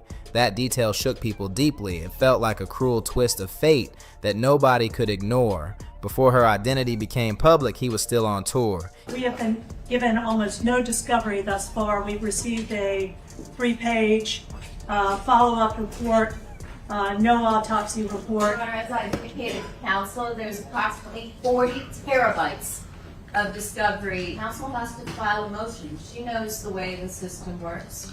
I'm not able to gather those. He was reportedly cooperating with investigators, answering questions, moving through appearances like everything was under control. But the second her name was released, everything shifted. He canceled the rest of his tour dates immediately. Detectives then executed a search at his home, seizing electronics and multiple bags of evidence as part of the investigation. By that time, the victim had been reported missing for nearly a year. According to reports, she had run away at 13 and was last seen with him. That timeline raised serious concerns. TMZ later interviewed the victim's mother, who confirmed her daughter had a boyfriend named David. She also revealed they had... She's a fine lawyer, really good lawyer. She's really expensive. She ain't gonna try this case. She is not gonna be the lawyer at the end of this case. Matching tattoos on their right index fingers. That detail added another layer to the story that people could not ignore. Some reports mistakenly listed her as 15, but it is important to be clear. She did not reach 15. She had just finished 6th grade before she disappeared. That reality puts everything into perspective. The gap in maturity between someone barely entering their teens and someone in their early 20s is significant. It is not a small difference. It is a serious one. What made the situation even stranger were the online traces. Screenshots from Discord chats reportedly showed as prosecutors laid out these new disturbing allegations. What do I mean? They apparently found a, quote, significant amount of pornography on his phone. Conversations where fans brought up the victim's name. There was even a comment under his song Crisis that read, "Drop the one with the missing girl, Celeste." That comment, now resurfacing everywhere, feels heavy in hindsight. So at that point, it did not seem like Celeste was some hidden secret inside his fan circle. Online, people were already sharing photos of D4vd and Celeste together. The images spread fast. It became clear that he absolutely knew who she was, and when you factor in that she had been reported missing and was last seen with him, that connection felt impossible to ignore. There was also a photo circulating that someone claimed to have taken with him around the time she disappeared. The person alleged that in the image he was paying a few teens to stay quiet about her age. That claim has not been proven in court, but... And the irony of it was that person that was saying, I love you, she's not in my life anymore. And that's why I wanted to put, Afterlife and all these songs that feel like endings and conclusions and goodbyes kind of solidify that message of this is the end of something. Because like I said, I kind of felt like it was a prophetic thing that I was speaking about. I killed you. I can't believe I said it, but it's true. That's like, yo, I really said this about myself 2 years ago. It added more fuel to the online storm. The timing raised eyebrows, especially since the photo was reportedly taken close to where she lived. Then there was the vehicle. The car where the remains were found was registered in his name. Before it was towed and taken to an impound lot, it had reportedly been parked just a minute away from his home in the Hollywood Hills. That detail alone kept people talking non-stop. From the outside, the evidence looked serious. Many believe he would be the primary suspect, or at the very least, someone who had direct knowledge of what happened. Back in September, that was pretty much the full picture the public had. There were strong connections, but also a lot of speculation floating around. No formal charges had been announced yet. No arrest had been made. That changed on April 16th. News broke that he had been arrested and charged with first-degree crime. He pleaded not guilty. Now, if you spend time watching deep dive crime content like cold cases and unsolved investigations, one pattern stands out. When authorities take months to make an arrest, it often means they are building something solid behind the scenes. Is it figuratively, spiritually, entire aesthetic of my entire being is like withered. So withered is dying, so you're going into dust. But this is like the closing of a chapter. So that's why the last track is called Afterlife. That's like the final. Investigators are not rushing. They are stacking evidence carefully, making sure every detail holds up under pressure. When 7 months pass before charges are filed and prosecutors come forward pushing for the maximum penalties, that signals confidence. It suggests they believe they have strong, admissible evidence that meets the standard of proof required in court. Law enforcement is not guessing at that stage. They are preparing for trial. Of course, in the legal system, every defendant is presumed innocent until proven guilty. But when a case moves slowly and then suddenly results in major charges, it usually means the investigation uncovered substantial material that prosecutors believe can stand up beyond a reasonable doubt. When it comes to motive, a lot of people think the answer is not that complicated. Celeste went missing in 2023 at just 13 years old. Around that same time, D4vd was gaining serious momentum. It's such a poetic thing to kind of be able to kind of take somebody's life and put that in a song. And I wanted to make my own manga series. And a big part of that manga was an evil version of me named Itami, which means pain in Japanese. And he wears his blindfold and he's basically an agent of chaos and kind of my alter ego. He first broke through in 2022, and by 2023, his fame was snowballing. Brand deals, public appearances, collaborations, chart placements. His album even landed on the Billboard 200. He was building a name fast and moving into a bigger spotlight. With that kind of rise, image becomes everything. One scandal can shift the entire narrative. Prosecutors are now alleging that the motive ties directly to protecting that image. The district attorney's office has reportedly charged him not only with homicide, but with unaliving a witness connected to an investigation. That specific charge stands out. It suggests authorities believe there was an effort to stop damaging information from coming out. If investigators were already looking into the circumstances of Celeste's disappearance, that adds another layer. There were also alleged leaked messages attributed to Celeste's brother, claiming the family had concerns about her running away to be with him. Those claims have circulated widely online, though they remain part of public discussion rather than courtroom rulings at this stage. There was an evil version of myself that would kind of come out at random moments. He would commit the crimes that I would have to solve as the detective. I'd be like solving murders that I'm committing myself. Like, this is worse than rappers incriminating themselves on lyrics. I was like, man, I'm a prophet, bro. I just spoke it into my own life, like, you know. From a public perspective, many people struggle with how long she was missing. If a 13-year-old is believed to be with an adult who is publicly known and highly visible, questions naturally follow. He was not hidden away. He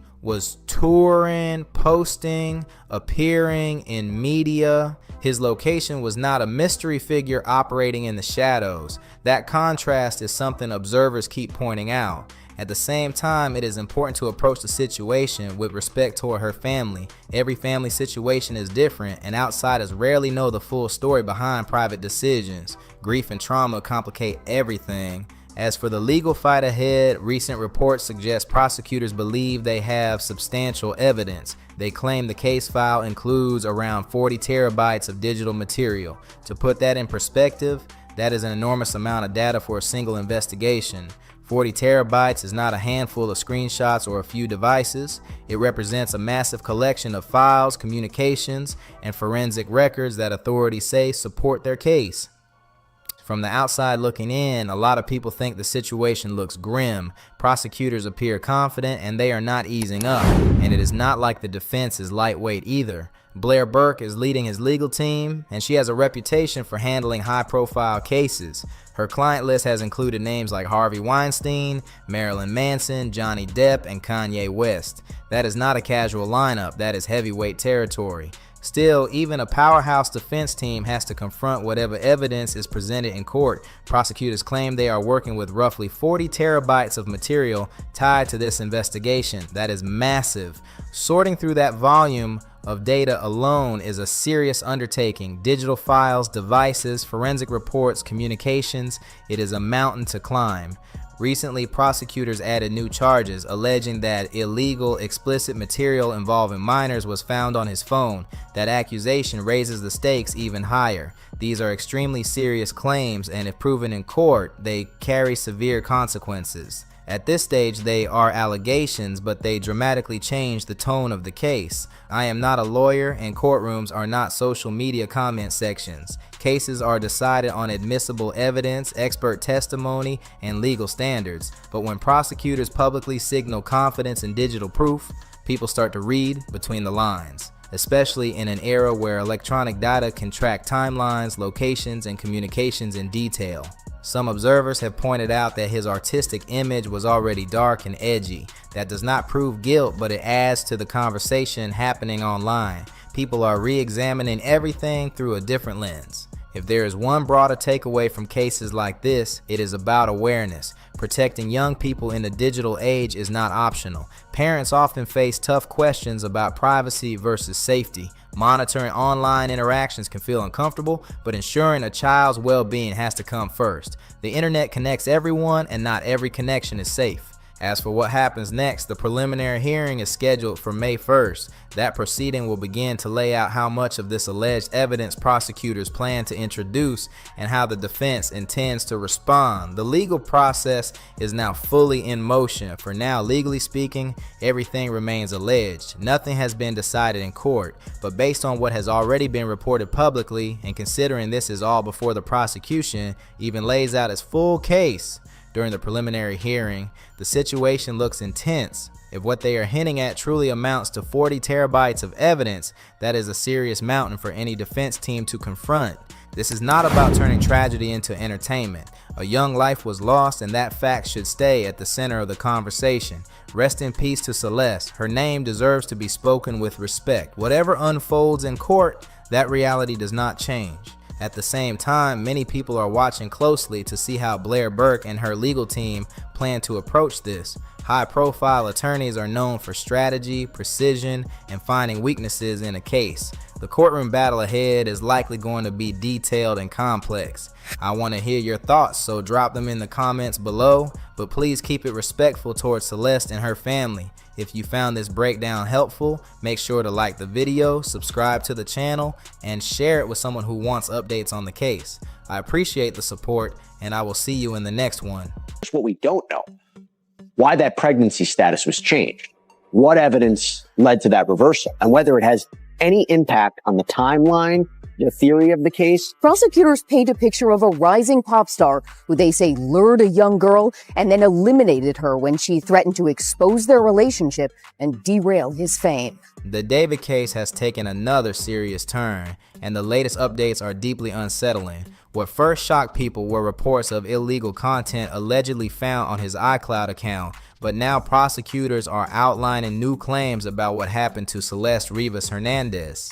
Authorities say some of her remains were never recovered, including her fingers, and her passing certificate status has reportedly been updated. We knew this case was sad off the bat, but now we've learned months later after Celeste Rivas Hernandez's body was found that the singer David had this whole plan, and we now know how exactly according to prosecutor. There are also claims that she may have been pregnant, which matches rumors that have been circulating for some time. It is a painful situation, and her family continues to wait for clear answers while coping with unimaginable loss. Prosecutors allege that David began an inappropriate and unlawful relationship with Celeste when she was 13.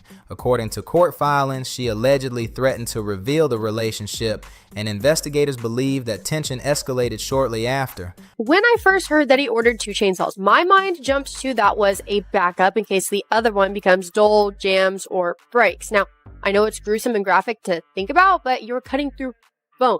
That is absolutely a possibility. Around that same period, his first album was released, which has drawn attention to the timeline and raised difficult questions about what was happening privately while his public career was beginning. Court documents describe alleged efforts to conceal and destroy evidence connected to Celeste's passing. Officials claim that David, now 21, purchased 2 chainsaws online before the incident. Investigators state that forensic evidence indicates an inflatable pool in his garage. Celeste and David were on the outs, and Celeste was jealous of the fact that he was seeing other women. And she said, look, I'm going to threaten to ruin your life. I'm going to ruin your career, and I'm going to ruin your life because I'm going to out what we've been doing. May have been used during an attempt to dispose of her remains. Her DNA was reportedly discovered inside the garage. Records also show purchases of a body bag and a heavy-duty laundry bag, which prosecutors believe are relevant to the investigation. Small blue plastic fragments were reportedly found within Celeste's remains. A forensic specialist from the Los Angeles Police Department examined the pieces and matched them to a blue inflatable pool located in David's garage. Prosecutors argue that this connection strengthens their case and supports the physical evidence gathered at the scene. I am not defending David at all, but I just saw someone on here talk about how he was he was definitely the person that did it once you find out that he had an incinerator in his house. Text messages presented in court allegedly show a heated dispute between Celeste and David on April 22, 2025. The argument reportedly centered on accusations that he was involved with other women. Prosecutors believe Celeste was unalive the following day. Rideshare records indicate that David arranged transportation for her to his home, and documentation shows she was dropped off there. David's defense team sought to keep certain court documents sealed from public view, but a judge denied that request. As a result, these details are now part of the public record while the legal process continues to unfold. David's lawyer argued that the court papers were one-sided and packed with hearsay, claiming they could influence a future jury and make it difficult to have a fair trial. An updated death certificate for Celeste Rivas, the alleged of singer David, states that the teen may have been pregnant in the year that she died. Other evidence includes text messages about pregnancy and abortion while he was 18 and she was 13. He pushed to have the documents sealed, saying the publicity could taint the case before it even reaches trial. The judge disagreed and refused the request, ruling that the records should remain public. With the seriousness of the allegations, the court decided transparency outweighed the defense's concerns. Prosecutors also revealed that police had informed David that Celeste was underage months before her passing. According to officials, officers from Riverside County visited his Hollywood home in February and April of 2024 while searching for Celeste after she had reportedly run away. During those visits, David allegedly told officers he did not know she was a minor and was unaware she had been reported missing. Investigators now say those prior warnings are important to understanding the timeline. In a Los Angeles courtroom, according to TMZ, well-known streamer Neo Langston was taken into custody in Montana with the help of local authorities who were assisting the LAPD. Okay, I'm sure many of you know Asia from the David case. Now, I wanted to bring this video to y'all's attention because somebody was mentioning how it was very weird that she mentioned being used for content and talking about like somebody having another girlfriend but not making content. After Celeste returned home, her family reportedly took away her phone in an effort to limit contact. Prosecutors claim that David later went to her middle school with a new phone and allegedly gave money to another student to pass it along to her.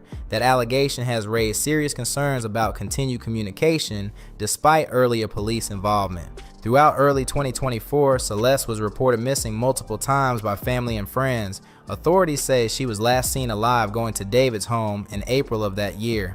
Investigators describe what appears to have been an ongoing pattern of her leaving home, reconnecting with him, and being located again. The repeated reports have become a key part of the case record. Another significant development involves her passing certificate. The original document reportedly stated that Celeste was not pregnant. That surgery will probably give me mental problems. I already got them. Give me more.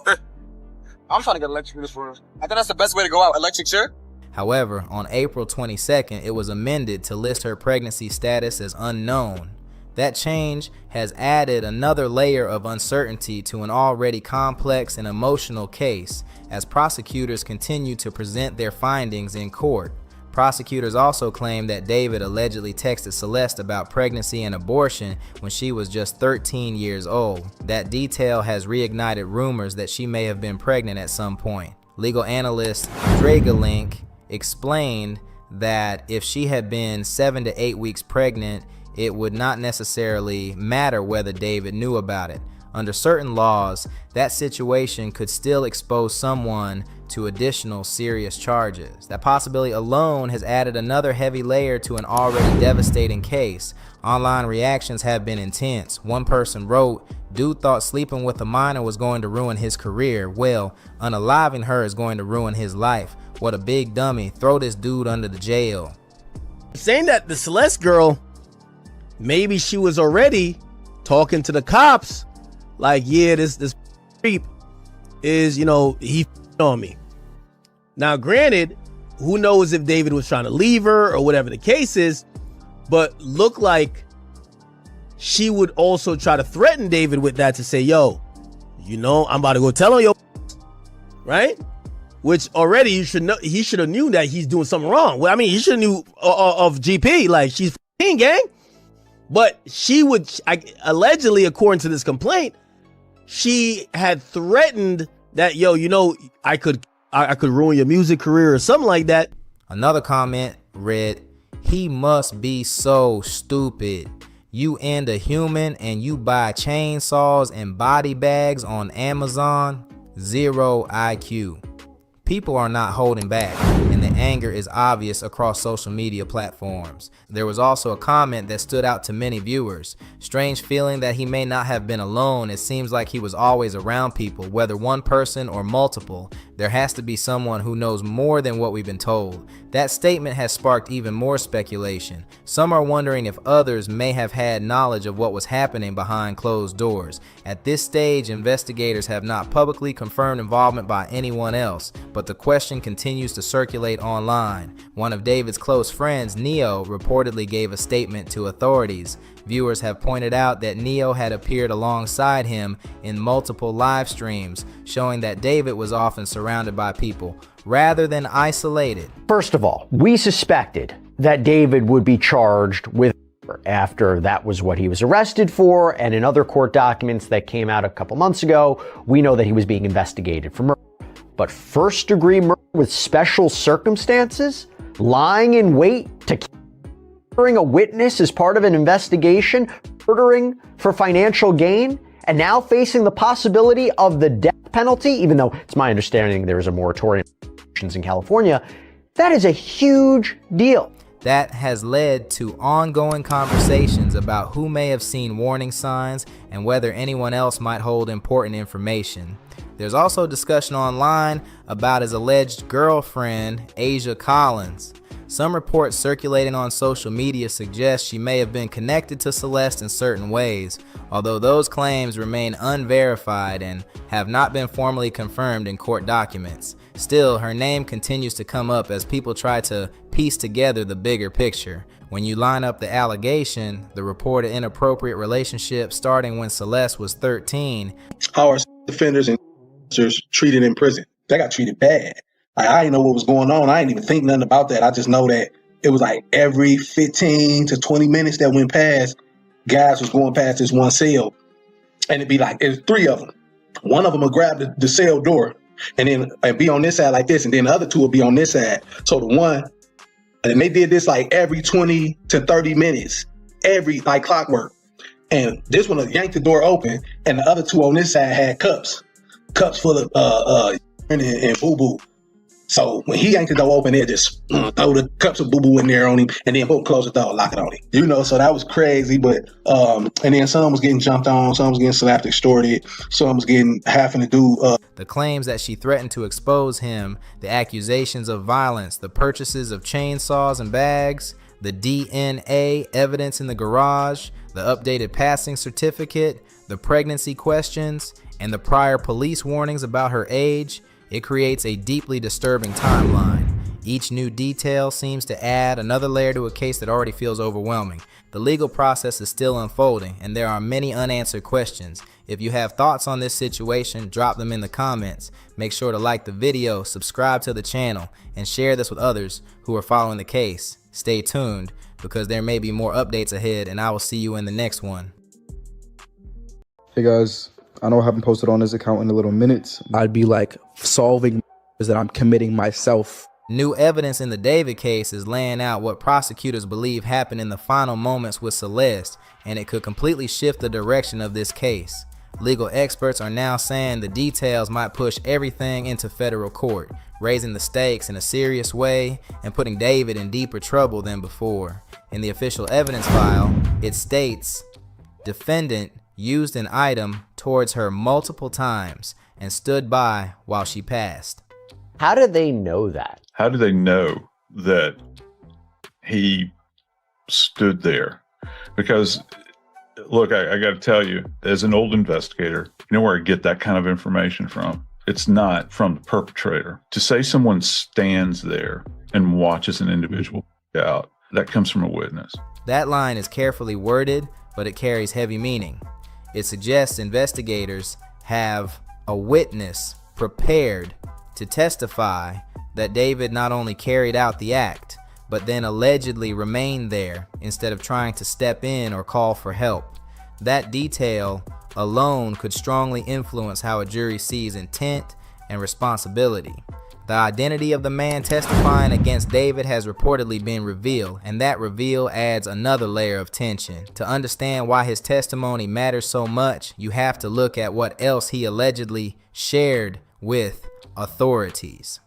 They're saying that the Celeste girl, maybe she was already talking to the cops like, yeah, this creep is, he on me. Now, granted, who knows if David was trying to leave her or whatever the case is, but look like she would also try to threaten David with that to say, yo, I'm about to go tell on your, right? Federal documents state new evidence was found relating to Celeste telling David she's going to tell on him to police days before she passed.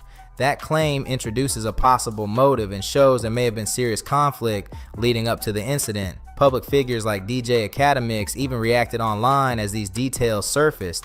Investigators are now examining whether there was a direct exchange between David and Celeste where she clearly said she would go to the police, or whether David confided in someone he believed was a close friend expressing fear about being reported. Which already he should have knew that he's doing something wrong. Well, I mean, he should have knew of GP, like she's f***ing gang.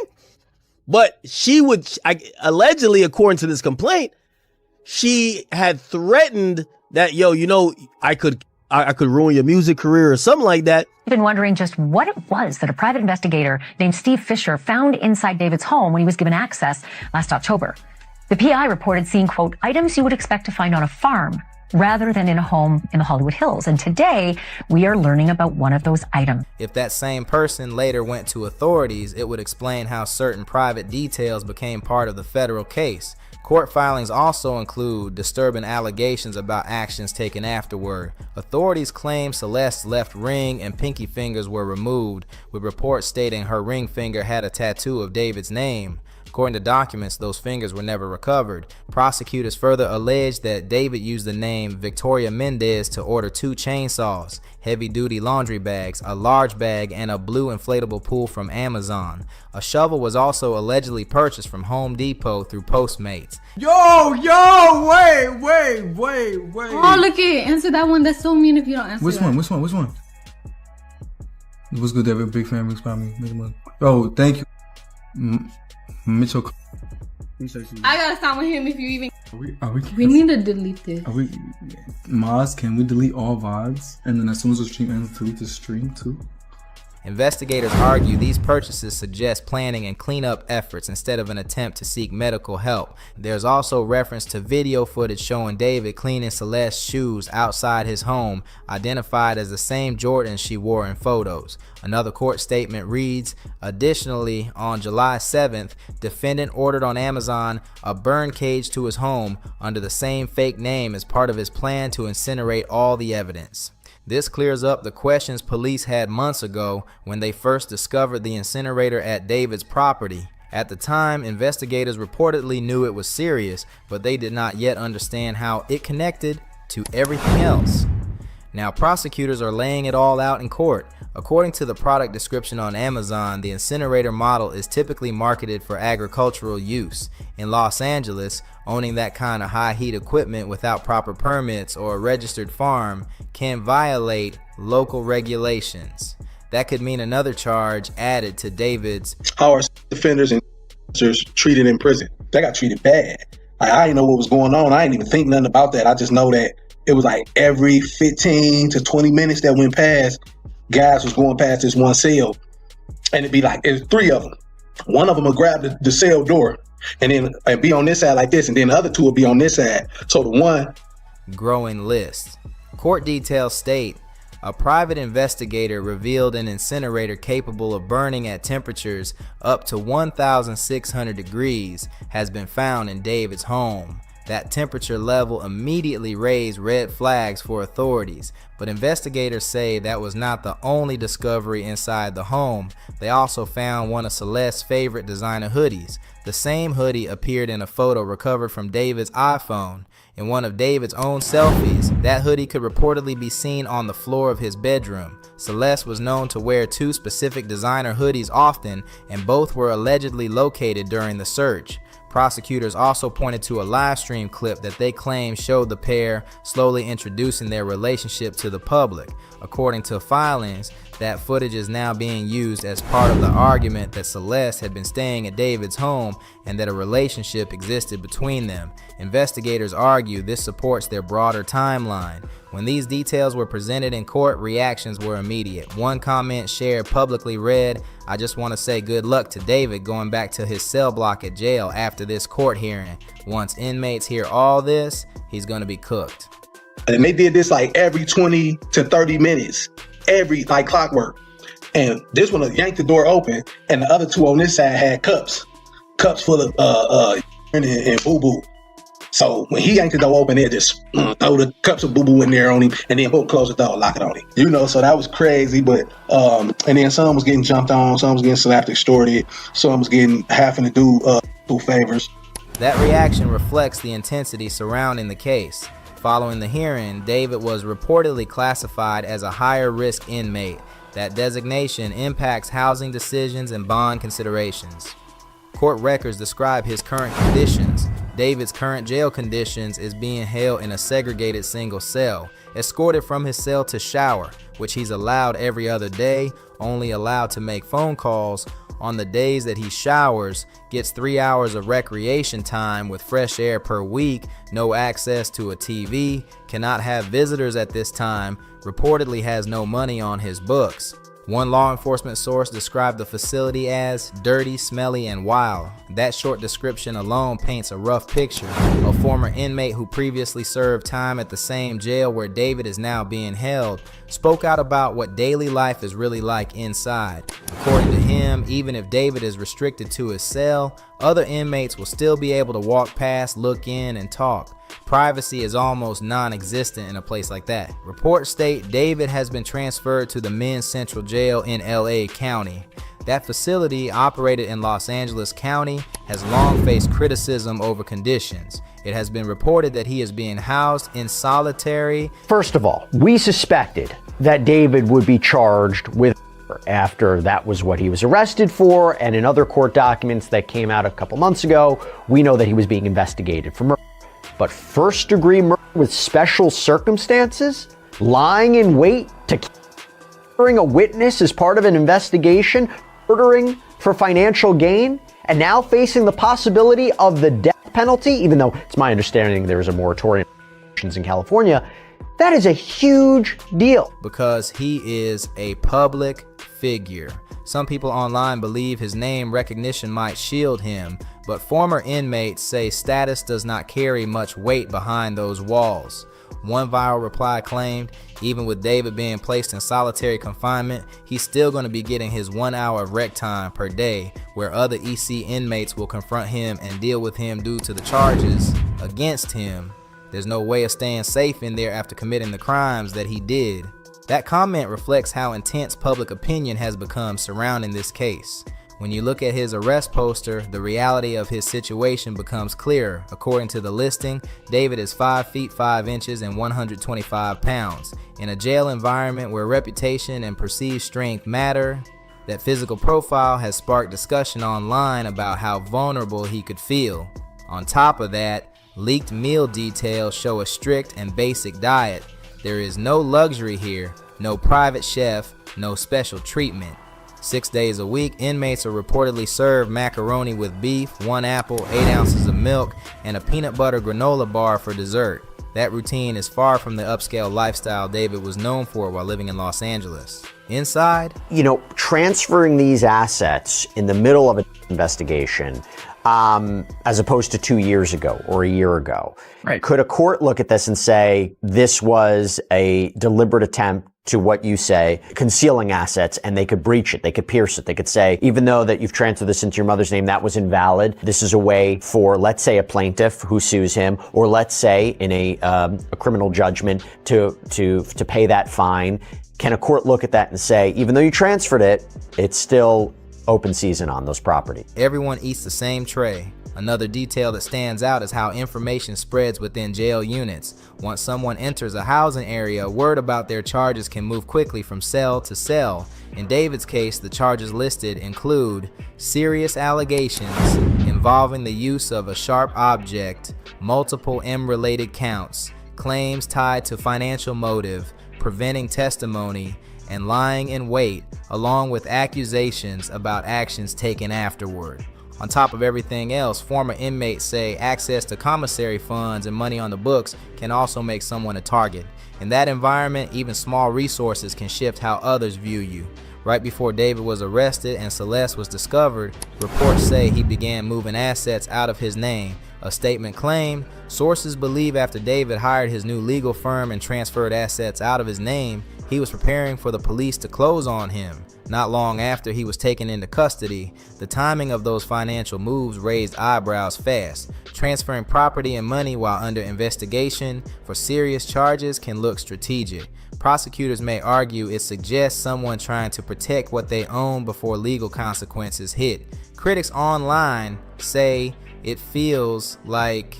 Yeah, this is what's so puzzling about this. It is a very basic premise of law throughout the country that you can't transfer assets after the event happens that would otherwise trigger collecting on those assets. So we have rules in different states. Sometimes they're called fraudulent transfers. Sometimes they're called fraudulent conveyances. There's a lot of different names for them. But the crux of it is you cannot transfer assets. He was trying to stay one step ahead. Supporters argue it could have been legal advice. Either way, it added another layer to how people view David's mindset during those final weeks before his arrest. With all of this stacked together, many believe David will face intense pressure while sitting in jail awaiting trial. His family has publicly stood by him. In response to the district attorney's decision, they said, "We are disappointed but not surprised that the district attorney made this decision." They continue to support him fully. Still, sources say the mood shifted when David learned he would be housed in one of the toughest jail facilities in the country. Court observers described a dramatic moment during his hearing.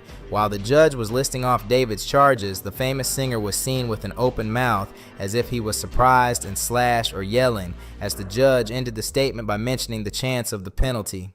The early mention of potential penalties reportedly caught many people in the courtroom off guard. Legal analysts say judges sometimes signal the seriousness of a case early on to set the tone moving forward. Another development adds even more weight. News reports stated investigators revealed David's arrest took so long due to the feds having wiretap across all of David's devices, sitting back and letting all of his slip-ups. Who that person is, and do you believe that is the person that moved the Tesla?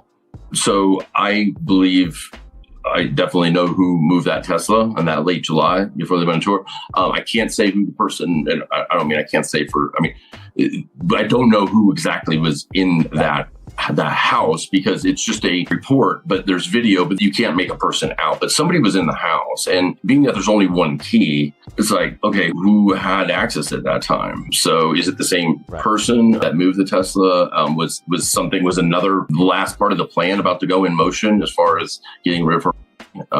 I don't know. Get collected. Authorities were allegedly monitoring communications while building their case.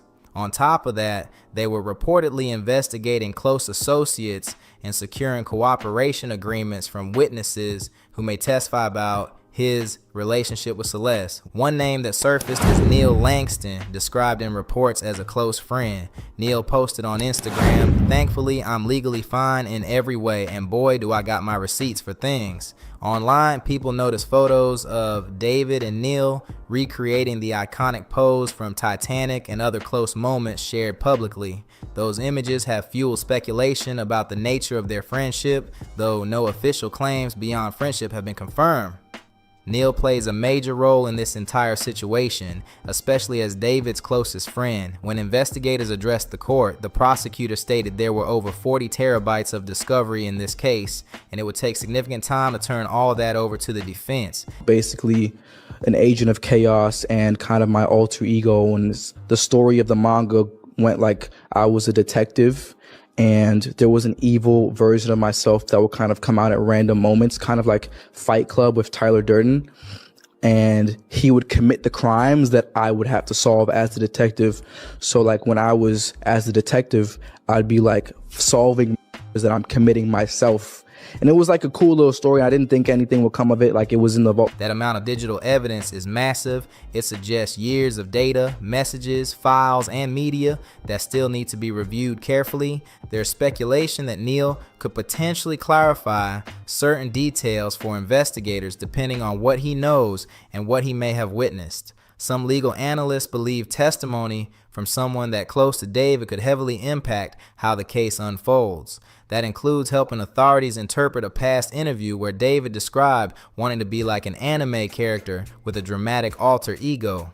In that interview, he talked about a character who goes live, commits serious crimes, and then switches roles to solve them. The example he chose raised eyebrows. Online reactions poured in. One comment read, "There's hundreds of crimes that he could have used as an example when describing his alter ego, but he chooses to say that. I can't be the only one seeing how obvious this all is, right?"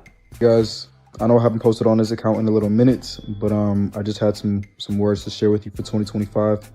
Despite all the craziness that's going on, all the turmoil, the natural disasters, the pain, and things like that, this year, I just wanted to tell you guys not to be discouraged and not to lose hope and not to turn your face from God in these times of evil. And it seems like it's the most insane start to a year that I've ever seen. But God has not given us a spirit of fear, but of power and love and a sound mind. So keep that sound mind, 2025. Stay prayed up. Many viewers felt the comparison was unsettling, especially given the charges now facing him. Then there was the iCloud video. Investigators reportedly reviewed metadata from David's iCloud account that aligned closely with the timeline they believe Celeste passed. In that video, David spoke about multiple passings happening in his life. However, when authorities looked deeper, they reportedly found no record of family members or close friends passing around that specific time. That detail sparked speculation that he may have been indirectly referencing Celeste.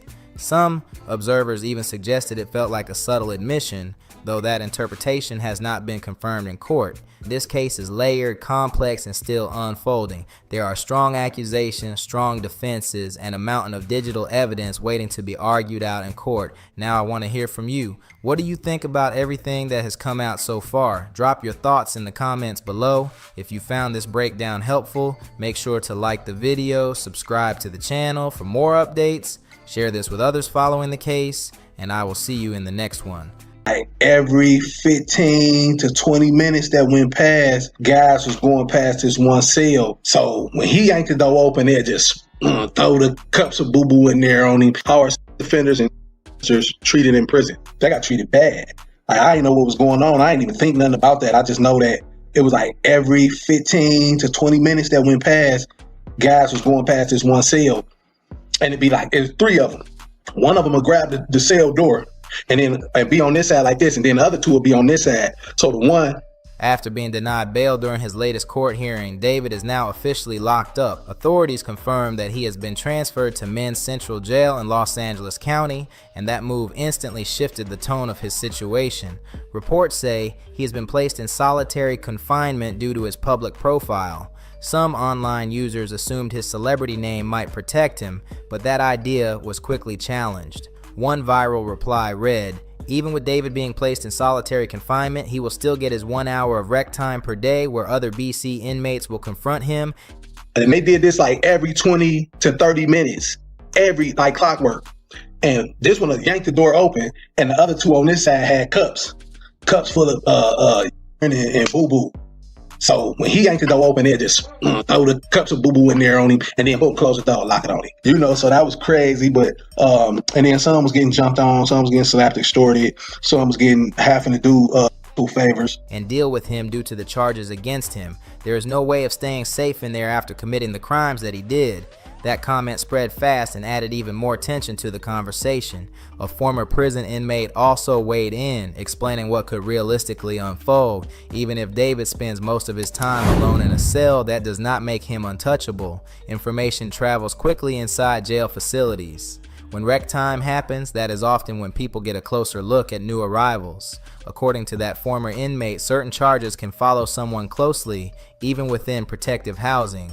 First of all, we suspected that David would be charged with murder after that was what he was arrested for, and in other court documents that came out a couple months ago, we know that he was being investigated for murder.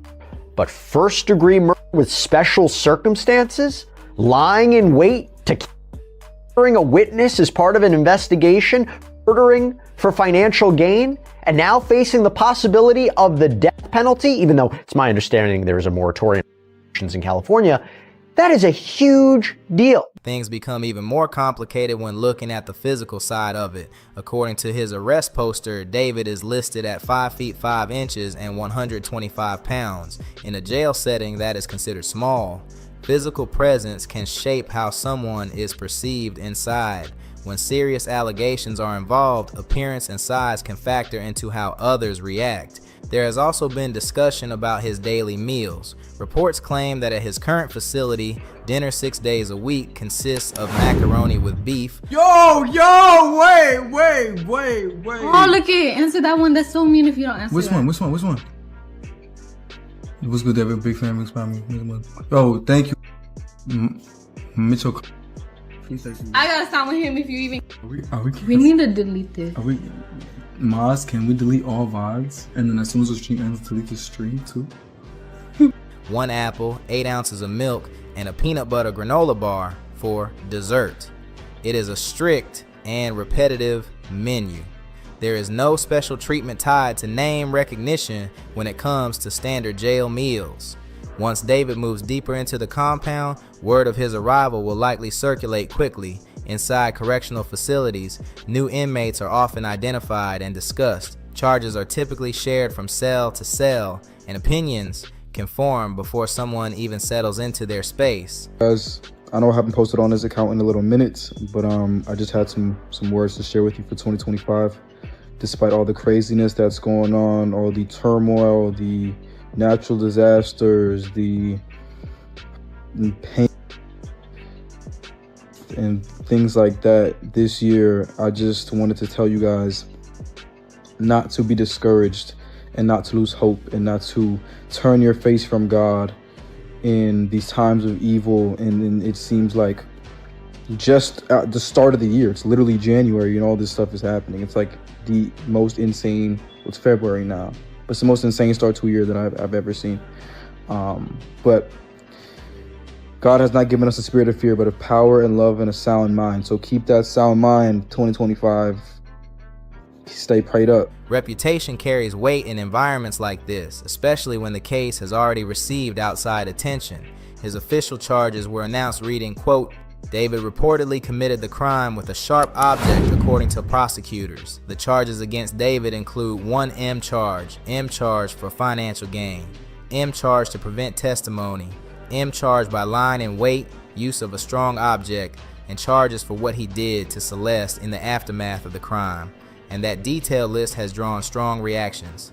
Allegations involving serious harm, particularly when a younger person is involved, are often viewed with intensity inside correctional systems. These developments were later outlined and examined publicly by Jesse Weber of Law and Crime Network, further amplifying the legal stakes surrounding David's case. What many people missed was David's reaction as the charges were read out loud in court. Celeste would have become an adult. Where do you see yourself in the next 5 years? Okay, so the plan is hopefully this music thing takes off crazy next year. Why is he saying, why are you saying that like you're not like up there? Well, I'm not there yet, but hopefully it's like even crazier next year. And then I go on crazy year after year for the next 3 years. And then on the 4th year, I retire. And on the 5th year, I'm off the grid, living somewhere like on an island with this crazy crib. No social media, no digital footprint. I'm just gone. In 5 years, I'm gonna be gone. Will you still remember me? Yeah, bro.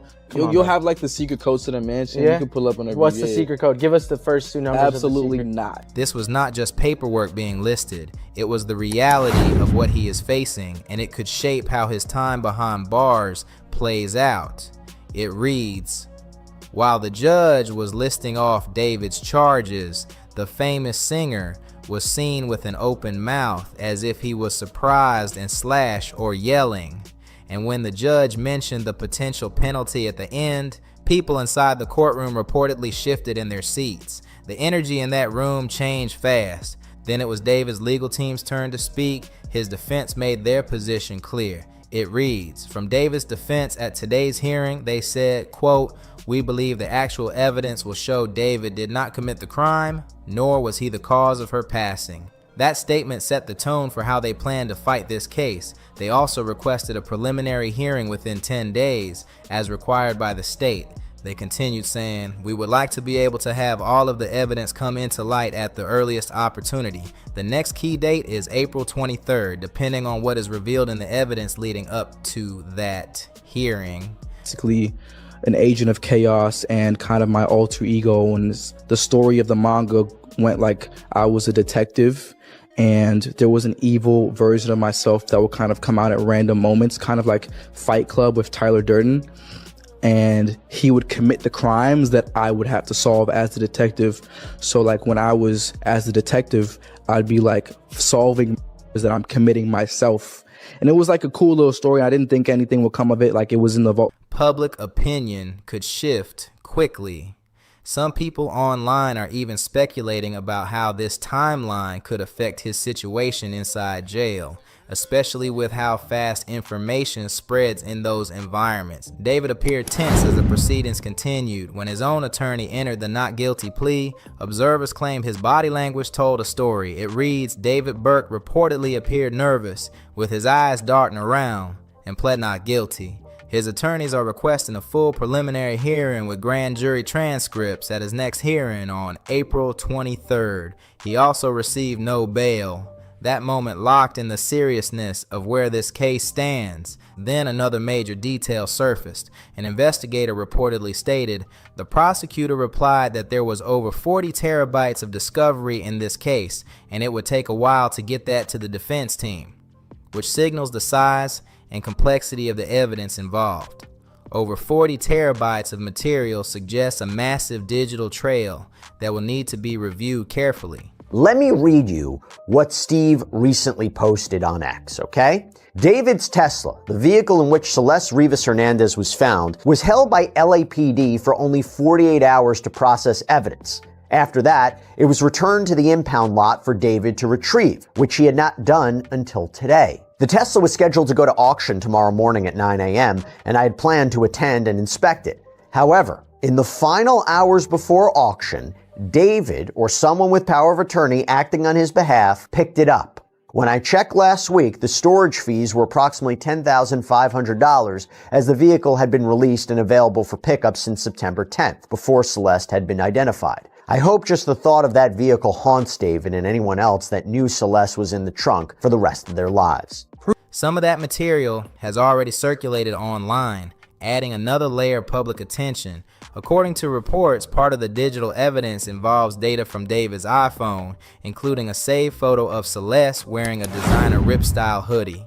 That detail has been widely discussed, as digital records often become central in modern investigations.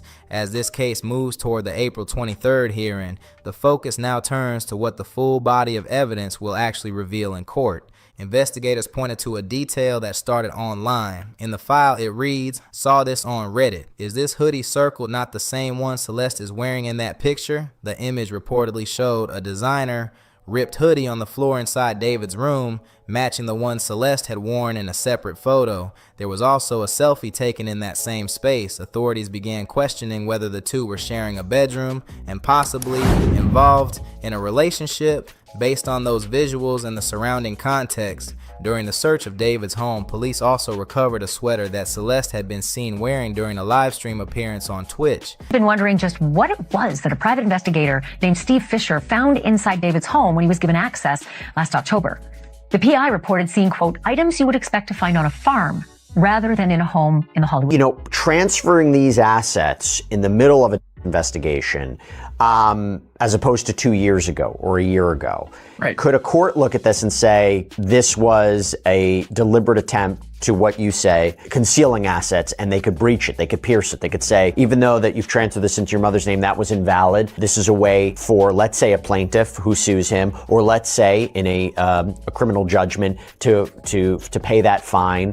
Can a court look at that and say, even though you transferred it, it's still open season on those properties. That live stream had already been circulating among fans. Some believed it was their way of quietly introducing the relationship to supporters without making a formal announcement, but investigators were not looking at it as promotion. They were examining timelines, clothing, and digital records, and then the case took a stranger turn. Authorities reportedly found a video saved on David's phone that raised eyebrows. In the clip, David spoke about several recent passings in his life. On its own, that may not have stood out, but when investigators reviewed the metadata attached to the recording and compared it with public records, they reportedly found no documented passings involving his close family or inner circle at the time the video was recorded.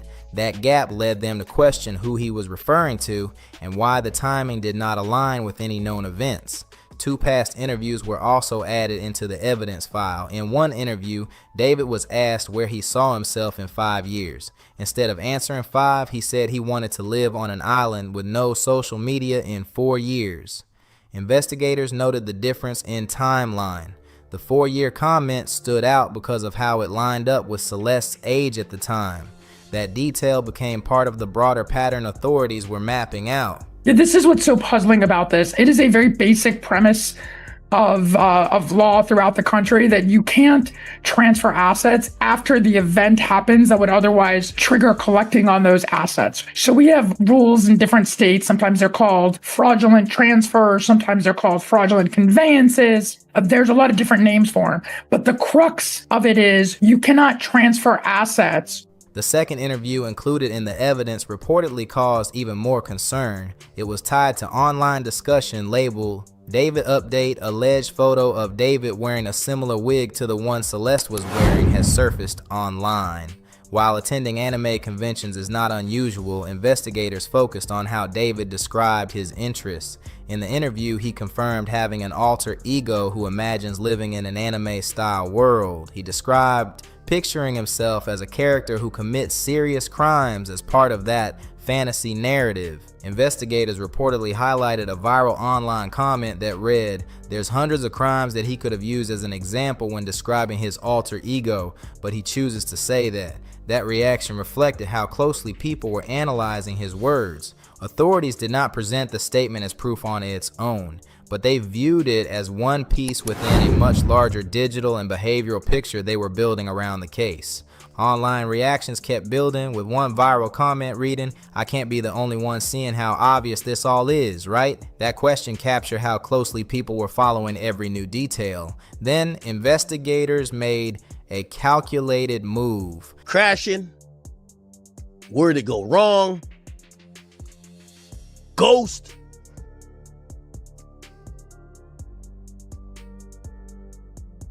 Where did you go? Afterlife? Before David was even arrested, his family members were reportedly summoned to appear in court. It reads, David's family has been summoned to testify as witnesses before a grand jury in the passing of Celeste. That development shifted the pressure away from just David and placed it on those closest to him. Only 48 hours later, another strange situation unfolded. David's Tesla Model S was scheduled to be auctioned off because it had not been retrieved from the impound lot. At first, it appeared he was ignoring it, but just moments before the auction deadline, the car was picked up.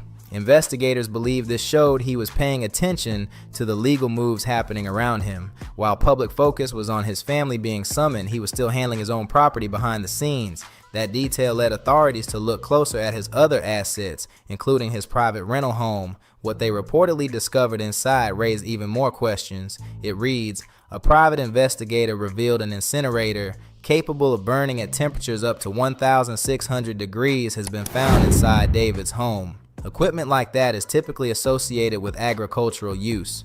In Los Angeles, owning such machinery without proper permits or farm registration can violate regulations. Investigators began asking why he had it and how it was obtained. Another unusual detail in the evidence file involved a video clip of David cleaning Celeste's shoes on his balcony late at night. The shoes were described as Jordans, similar to the pair she had been seen wearing previously. This is big. This is big because it was always a question of whether or not they were really investigating him and gathering evidence regarding a chart. As Neo know who that person is, and do you believe that is the person that moved the Tesla?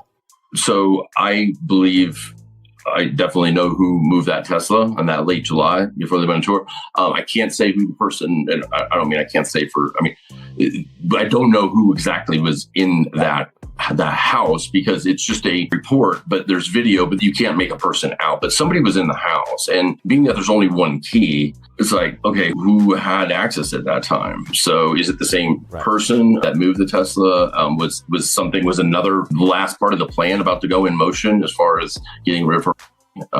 I don't know. Authorities reportedly questioned why he would be cleaning them outside and in the dark. From their perspective, the timing and setting raised suspicions about whether he was trying to remove potential evidence. Investigators also examined financial activity. According to the file, it reads, sources believe David hired his new legal firm and transferred assets from out of his name. He's preparing for the police to close on him. Expect his arrest soon. That statement suggested he may have been restructuring his finances in anticipation of legal trouble. When his arrest eventually happened, authorities reportedly looked into those asset transfers as part of the broader case. Despite efforts to protect his money and property, law enforcement continued building their investigation. The situation even caught the attention of DJ Academics, who began reviewing David's past song titles and public persona in light of the allegations. As more pieces surfaced, the case expanded beyond court filings and into public scrutiny, with every detail dissected across social platforms and media outlets. The title Afterlife started circulating as people tried to piece everything together, but one question kept coming up across social media. Why did it take so long for David to be arrested? According to sources close to the investigation, authorities were not rushing, they were building leverage. Investigators were reportedly applying pressure behind the scenes, trying to get people in David's circle to cooperate. Eventually, some of them did. A new witness in the Celeste case publicly pointed the finger at David, claiming he was responsible for her passing. What shocked many observers was that this witness was described as David's secret lover, known online as Neo. Before David's arrest, Neo posted on Instagram, "Thankfully, I'm legally fine in every way, and boy, do I got my receipts for everything." A statement that quickly gained attention and fueled speculation about what information might be shared with investigators. Soon after, reports surfaced about a formal investigation by the state of California into David, alleging involvement in serious offenses, including one count of M, which was expected to be formally confirmed by April 20th. The timing of Neo's post and the investigation updates led many to believe there was more happening behind the scenes than the public initially realized. Old Instagram photos added more fuel to the conversation. Archive posts reportedly showed David and Neo recreating the famous pose from Titanic, lying in bed together and appearing close in multiple images. Investigators reportedly reviewed those connections carefully, especially as digital behavior began shifting. Records show that David and Neo, who had once frequently appeared together online, no longer followed each other on Instagram. That sudden change raised eyebrows among both investigators and online observers. Authorities also questioned key moments surrounding Celeste's final hours. Who placed her in the Tesla? Did she witness or discover something connected to David's public life as an artist? These questions became central to the case theory being developed. While speculation continues online, investigators have focused on documented evidence, digital timelines, and witness accounts as the foundation of their case. Now the spotlight remains firmly on David as the legal process moves forward. The story has unfolded in layers, from courtroom reactions to digital clues and shifting friendships. If you think David is responsible, comment below and explain why. If you believe there's more to uncover, share your thoughts too. Like the video, subscribe to the channel for more updates, and share this with anyone following the case. See you in the next one. David Burke, also known as the musician David, dressed in a black sweatshirt, stood behind a glass partition as his attorney entered his plea of not guilty. We believe the actual evidence will show David Burke did not murder Celeste. The autopsy results in the David case, spelled D4vd, have finally been released, and the details are heavy. With this information now out in the open, we're finally getting a clearer picture of what happened to Celeste Rivas Hernandez. Until now, this report had been kept under wraps. Authorities were holding back the specifics while the medical examiner's office was actively pushing for its release, creating a quiet but serious tension behind the scenes. Singer David, known legally as David A. Burke, faces was supposed to face two court dates following his arrest for the 2025 murder and dismemberment of 14-year-old Celeste Rivas Hernandez. This post coming from the Associated Press on your screen right there saying, breaking, prosecutors say David stabbed 14-year-old Celeste Rivas Hernandez to death to silence her from revealing their inappropriate relationship. So now the report isn't just in the hands of investigators, it's public. And more importantly, it's in the hands of Celeste's family. From what we understand, they're learning many of these details at the exact same time as everyone else. Imagine finding out something this personal alongside the entire world. That alone adds another layer of heartbreak to an already devastating situation. Before going any further, it's important to say this clearly. The details in this report are difficult to process. If you're sensitive to graphic information or have young people nearby, this may not be something to listen to right now. In the murder case against the singer David, NBC News has obtained some court documents laying out some of the prosecution's allegations against him, including cutting up the body of 14-year-old Celeste Rivas Hernandez with a chainsaw. Now the facts are serious and they deserve to be handled carefully and respectfully. Now let's break this down step by step, sticking strictly to what has been officially revealed. For months, the biggest missing piece in this case was the medical